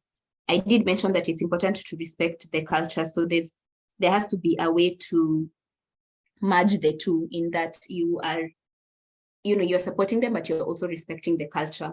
So it may take some time, as I've just mentioned in the last response that I was talking about the community buy-in. It's not instantaneous. It may take a while, even this while, maybe even 2 years, 3 years sometimes, for them to take up a certain feedback channel. But it's for them to understand it's their voice that is to come up, for them to feel safe to use a certain channel. What I can advocate for, especially when it comes to now this maybe women issues, is to use those already existing groups and females that are on the ground. There are usually at least 1 or 2 champions who have come up who are really trying to voice out the issues in the community. It's a little bit easier to work with them first, or work with community volunteers who are part of that community. Once you work with them, at least they already know what exactly the issues are, whether it's because it's a Muslim community or a different cultural or religious area. They already are part of the community, so they can, once they are the ones who are giving the information to their counterparts, their community members, it will be better received than once it's an outsider. So once they help you with the information management, they can also help you now champion these various channels that you have talked with them and seen that they can be feasible to work. So it's a step-by-step process. Use those women groups, use those women champions, leaders who also understand, because sometimes there are leaders who are up to their own initiatives, or they may not completely understand what the initiative of the NGO is. So you can also look at who can really help you champion your cause, and then just start from there and use now a varied manner of ways. Sometimes you actually may be shocked that those ways that you think may not work are going to work. The last time I gave an example of an illiterate community who ended up using suggestion boxes more than even focus group discussions, for example, because they felt that they can even ask their sons or daughters to write down the issues because they were not literate, but they could find a way to actually give the feedback. But if they're not informed that there are various ways to channel this feedback, they cannot speak up. So I hope that's helpful, Jacob. Thank you so much. It is very helpful. Okay, you're welcome. Thank you, Jacob, and thank you, Winnie, for that. Winnie, I think I'd like to take you back. Okay, before I do that, let us hear first from Patrick and Dama. Patrick, are you there with us? Patrick, you may unmute your microphone. Yeah, thank you. Patrick, you may unmute your microphone. Hello? Yes, Patrick, I can hear you. Okay, thank you. Thank you, Winnie and the team. I just want to follow up on the issue of, based on the Jacob raising issue. And mine is not a question, just like add up. Like if team could organize another session, like sharing from country by country or region by region about this feedback mechanism, how people have been doing different help, and we can incorporate together. So that we learn together, we also incorporate together and see some document issues and put together for the whole, maybe country or different regions. It will help a lot. Winnie? Yeah, okay, Patrick. I think this was for you, Eric, but yeah, I think I understand that you would like these sessions to continue, if I got that right. Patrick, our team will get back to you, and but we also appreciate your feedback. Kindly allow us to get back to you concerning that. Thank you. Yes, Patrick. Okay. Winnie, I think I'd like to take you back to the Q&A a bit. I can see a question from Lucy Mwangi. I don't know if you've been able to see it on the Q&A, and I think also Josephine. Yes. I was trying to type in some of the answers. So, okay, Lucy Monkey, thank you for your question. You asked how long are you supposed to give back the feedback? Okay, I'm not sure really if you've phrased the question correctly, but the feedback channels should be open for as long as the community will continue using them. So that means that that's why it's very important to have the buy-in of the community from the onset, because you will leave them these channels to help themselves as a community. But in terms of closing the feedback loop, it should be as short as possible. So the feedback loop is now the time in between when you receive the feedback or you collect the feedback and the response is given back to the person, especially once you know the the name of the person or the person who has given the feedback. But even when you don't know them, you should be able to close that feedback loop as fast as possible.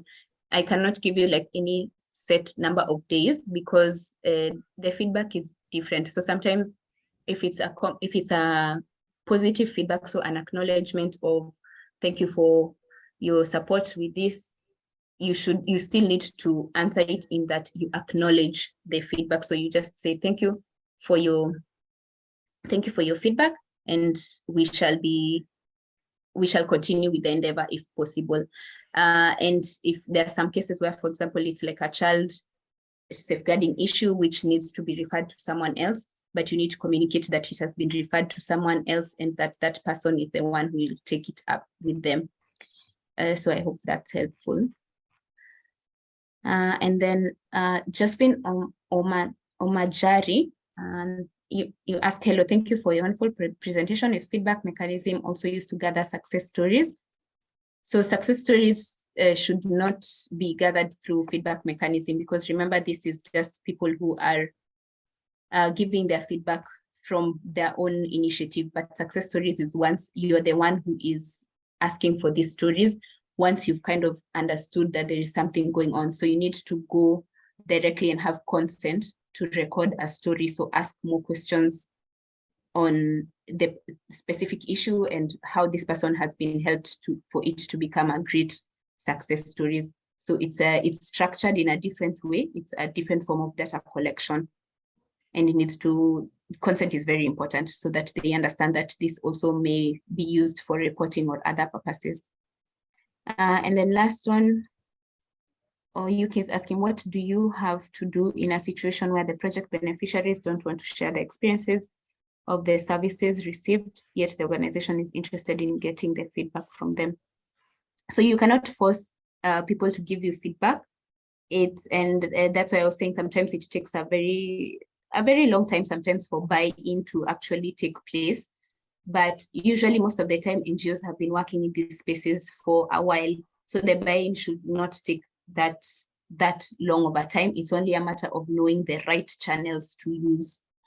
So if they do not use certain channels, go to other channels, use other channels. So what I advocate for is using what is in place.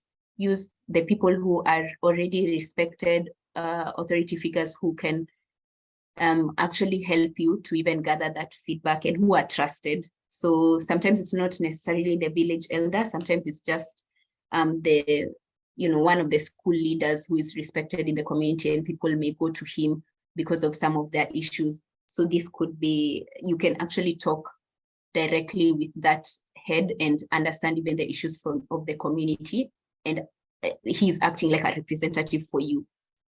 So so it's really a case-by-case basis. Be very patient and also understand feedback comes in different forms, both formally and informally, and also make sure that you're also capturing information from children, youth, elderly, all the different types of profiles in the community, so that you're not only just focused on receiving feedback from certain channels, but you've opened it up very broadly. I hope that's helpful, last one. Then we have Matsliso, I hope I pronounced that right.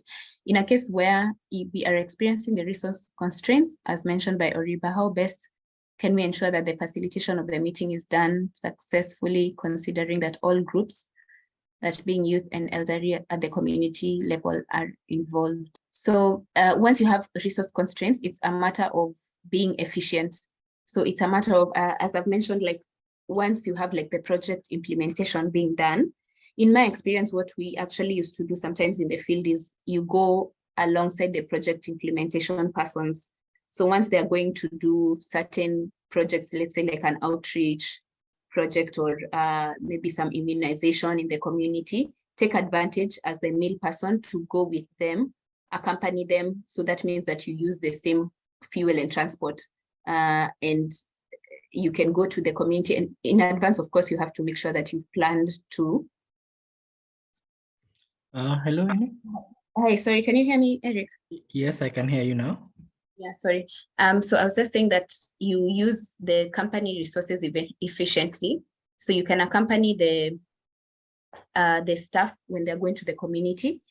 And then after that, making sure that you can use the meetings maybe which are already taking place. So that means you don't have to call for other meetings where maybe you may need to facilitate them in maybe monetarily form or even just giving them refreshments. But once they have their meetings already in place, you're only attending as a participant. The other thing is also when the NGO is doing the project implementation, for instance, at facilities or like health facilities or education facilities, you can also take the opportunity to have an informal discussion with the staff there or the children or the women there. So just have like an informal focus group discussion, which is just taking place like at on site. And it doesn't need to be very long. It's just a matter of just also understanding maybe how long they have been in the queue, if it's like a health facility, because that's still feedback. If you're supporting that health facility, you need to understand the constraints that may come with it. You need to also be observant. Observation is also another way that you can record feedback and see those nonverbal cues. You can always see when someone is in pain, for example, and they don't have a seat. So this, even when you're doing your own community work, it doesn't need to be very separate from the MNE specific job. So it's about just thinking about how best can you utilize what's being done already and the channels which are already in place. So some of them may be free. Maybe those suggestion boxes are already in place in those education facilities. It's just maybe a matter of putting a lock, and that may not need as much budget constraints. But just make sure that this is a planned activity, that you're not doing it and then you cannot see it through to, for a long time. I hope that's helpful. And then the last one from Lelega Hapat is asking what makes FCRM different from client responsive strategy. This client responsive strategy, I think this is, I'm not very aware of this strategy, but I should think this is more on not necessarily the community, but it could be a form of feedback as well. But this seems that more of a way. So it's like the overall plan of how you're going to undertake these feedback mechanisms. But then these are when we talk about feedback and complaints reporting mechanisms, are the actual channels that we are going to use to collect feedback from the community. And the community members are now all those different members, children, NGO staff who are also sometimes local community members, they're disabled persons, elderly persons, etc., etc. So I hope that's clear. Yeah, I think that's it, Eric. Thank you for that, Winnie. I can see a few more hands that have been raised. Ohide Edward? Not really, but you see, you can do a diploma. Ohide, are you there with us? Okay. You may unmute your microphone.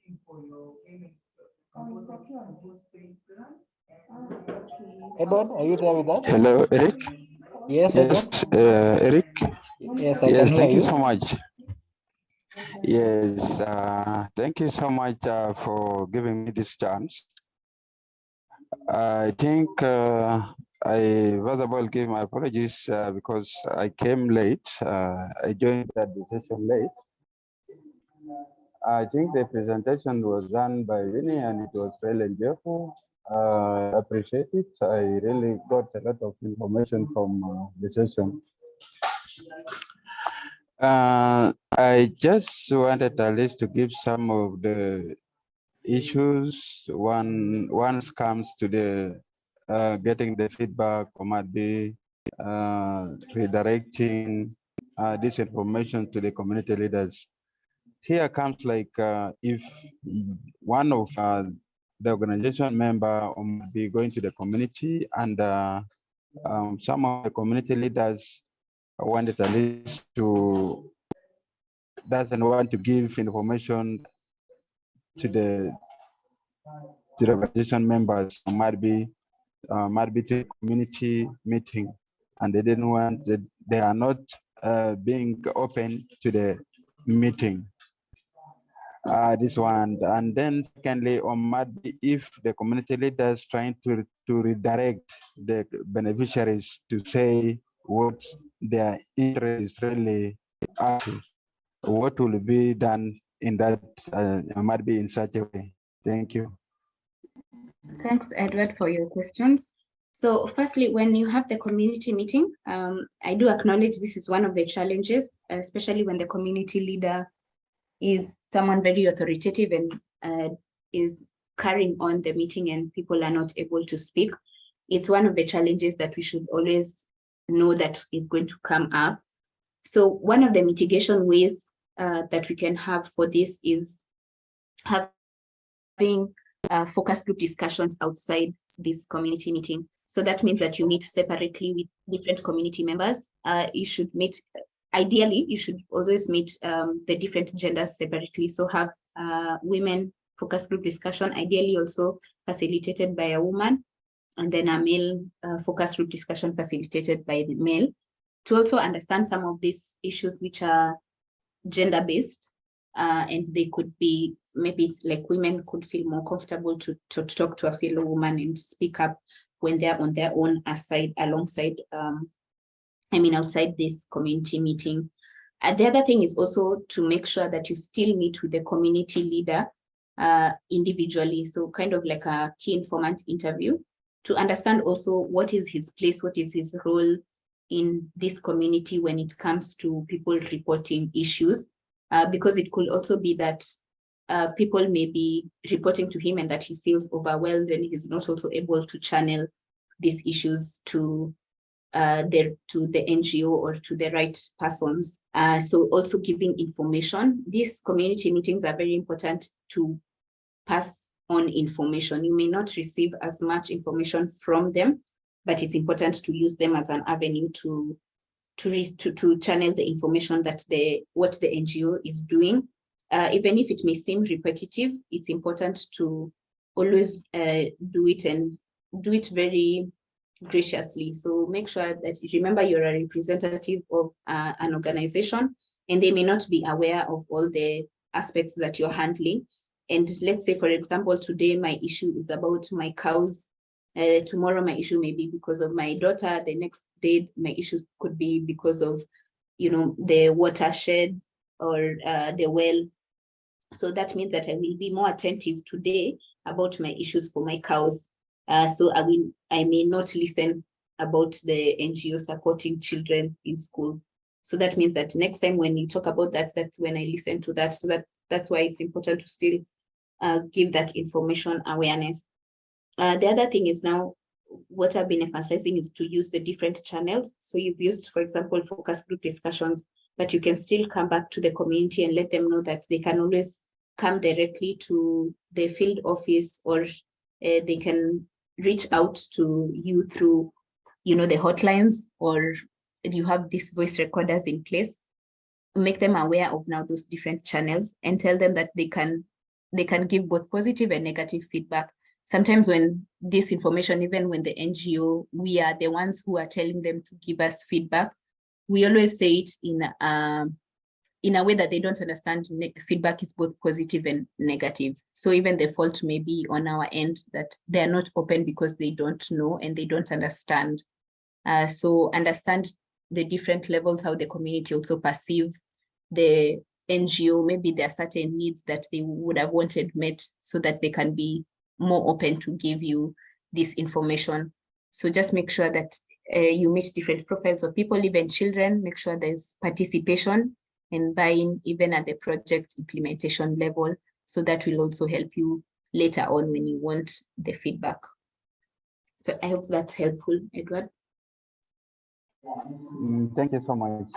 It's really appreciated. Thanks. You're welcome. Thank you for that, Edward, and thank you, Winnie.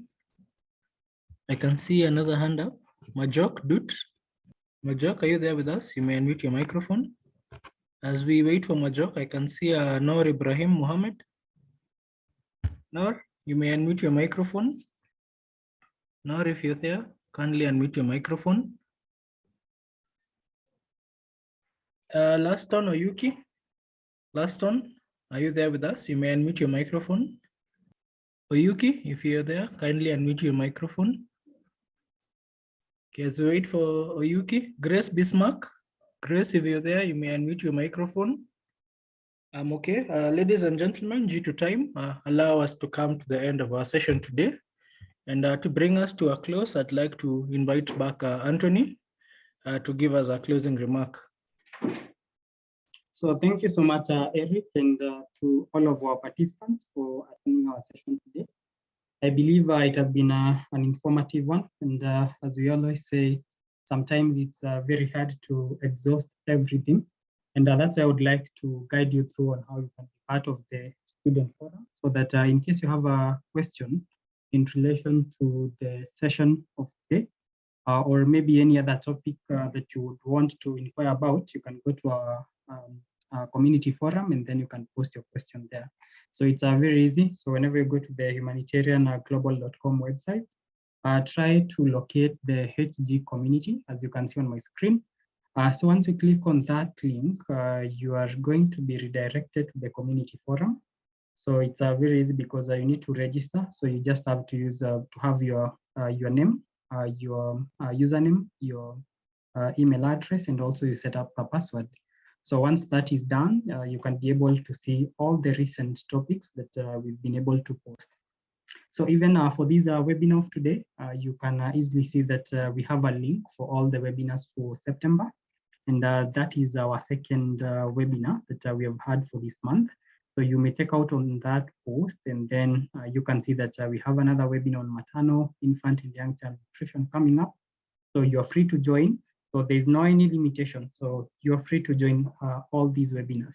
I would like to refer you there. I know most likely you have colleagues, you have friends who you think they might benefit from this kind of courses and classes that we offer. So make sure that you can share with them the link so that they can register. Coming back to monitoring, evaluation, accountability, and learning. So you can try to locate the forum for meal. So once you click on that category, the first thing you can introduce yourself. So even here, after you click on that introduction, the first topic, you are going to see some of the participants who have been able to introduce themselves. Another good thing, once you join us, you can be in a position to even get to introduce yourself. Let us know where you're connecting from, your country, your organization. And this is the platform that allows us to be able to communicate, share, exchange information, and help each other. So for example, if you have an inquiry, come here on the menu, click on new. And then once you do that, click on new topic. So maybe you have a question, maybe you want to, it's about FRM. And then you can choose the category that you want to dedicate the question. So I can choose meal. I just have for meal. And then I can phrase now my question. So that's how easy it is for you to be able to phrase your question. And there. So once you do that, make sure that you can create the topic. And once that's done, even the other participants, all of us who are in this platform, we are going to get a notification, and then now we can contribute to your topic. So this is more than learning. As one of the participants said, I think that was, I think Patrick, you are requesting whether we can share information, get to share experiences on how we are going on with some of these activities in MIL. So this is the platform, and you can even embed videos, you can embed photos. So this is a platform that is going to provide you with, with that chance. So I would even encourage all of us here, come, contribute, create a topic, and then be able to share as much as you can. And you'll also get an opportunity to learn from each other. And lastly, the other question that has been on the chat section for most of the time, how do we sign up for your programs? How do I go about this? So I'd like also to take you through. So go back to the website again. And here you can see we have the category for training and learning. And you can choose maybe online courses. That is what you're interested in. So once you click on that category, or maybe that option, so you'll see all the courses in one place. So you just have to locate. So maybe you want to pursue a diploma level course in MIL, or maybe a postgraduate. So you can always get to choose the one that you want. We have been able to avail as much information about that course. The procedure is very easy. First of all, you might be interested to see the course outline. You can go through the same and find the course outline there. And that would mean that if you want to apply, you just have to click on that button. And then there's a form that is going to show up on this page.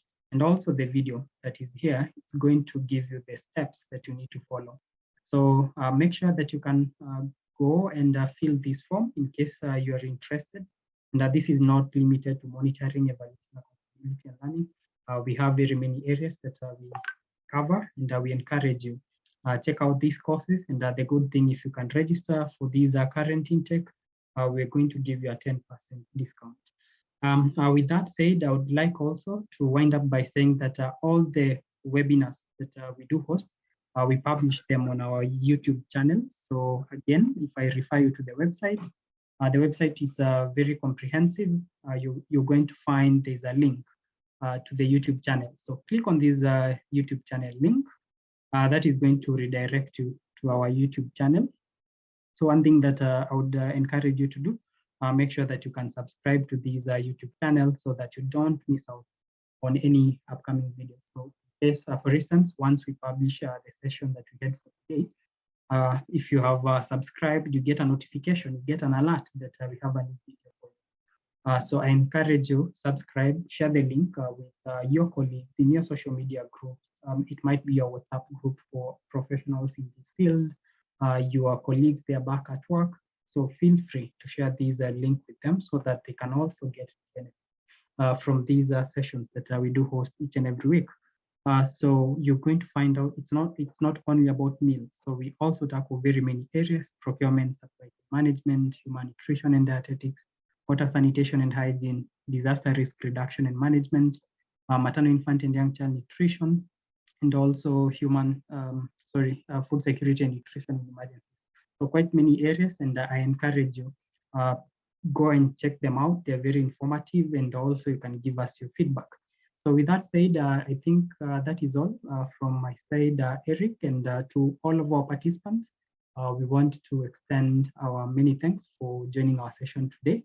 I know it has been a more than 2-hour session, so we thank you for your time to follow up with our session today. And as we wind up, I would like to leave you with some of the videos about the MIG courses that you can be able to follow up with us. So thank you so much. And from Humanitarian Global, bye-bye for now.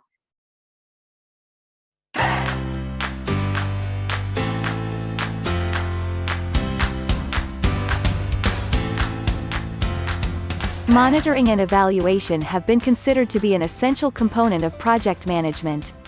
As project management continues to evolve, there is need to incorporate stakeholder participation, information sharing, learning, accountability and organizational transparency. To address the inadequacies of the previous M&E framework, MEAL course has been developed to incorporate these accountability and learning aspects. Undertaking a postgraduate diploma in MEAL prepared by Humanitarian Global will help the learner develop an in-depth knowledge and understanding of evaluation designs. In this module, you will get to learn more about experimental design, quasi-experimental design, non-experimental designs and comparison matrix. Secondly, evaluation approaches. The second module aims at covering various evaluation approaches such as feminist evaluation, transformative evaluation, real-world evaluation and realist evaluation, equity-focused evaluation and developmental approach to evaluation. Thirdly, preparing for an evaluation. The third module details all the steps involved in preparation for an evaluation by helping the learner to understand the initial steps, construction of theory of change, development of results chain and specification of questions. Also, you learn more about impact evaluation. In this fourth module, get to learn more about evidence-based policymaking, what impact evaluation is, prospective against retrospective impact evaluation and efficacy studies and effectiveness studies, deciding whether to carry out an impact evaluation. In addition, you will learn about causal inference and counterfactuals. In this module, the learner will get to study more about causal inference, the counterfactual, estimating the counterfactual, and 2 counterfeit estimates of the counterfactual. Our sixth module is instrumental variable. This module offers more understanding on how to evaluate programs when there is no compliance, types of impact estimates, imperfect compliance and the randomized promotion as an instrumental variable. The 7th module covers the difference in differences. This module will focus on teaching the participant on how to evaluate a program when the rule of assignment is less clear, the difference in difference method and how helpful it is, as well as understanding its limitations. Lastly, you learn about matching. In this final module, you will get to learn more about constructing an artificial comparison group, propensity score matching, combining matching with other methods, and limitations of the matching method. Apply for this course today by visiting our website www.humanitarianglobal.com for more details. 86% of organizations value professionals that upskill to advance their careers. It's never too late. Enroll for a self-paced online course to begin upskilling in monitoring, evaluation, accountability and learning, water, sanitation and hygiene, disaster risk reduction and management, food security and nutrition in emergencies, procurement and supply chain management, human nutrition and dietetics, maternal and infant young child nutrition. Apply today to enjoy a 10% discount.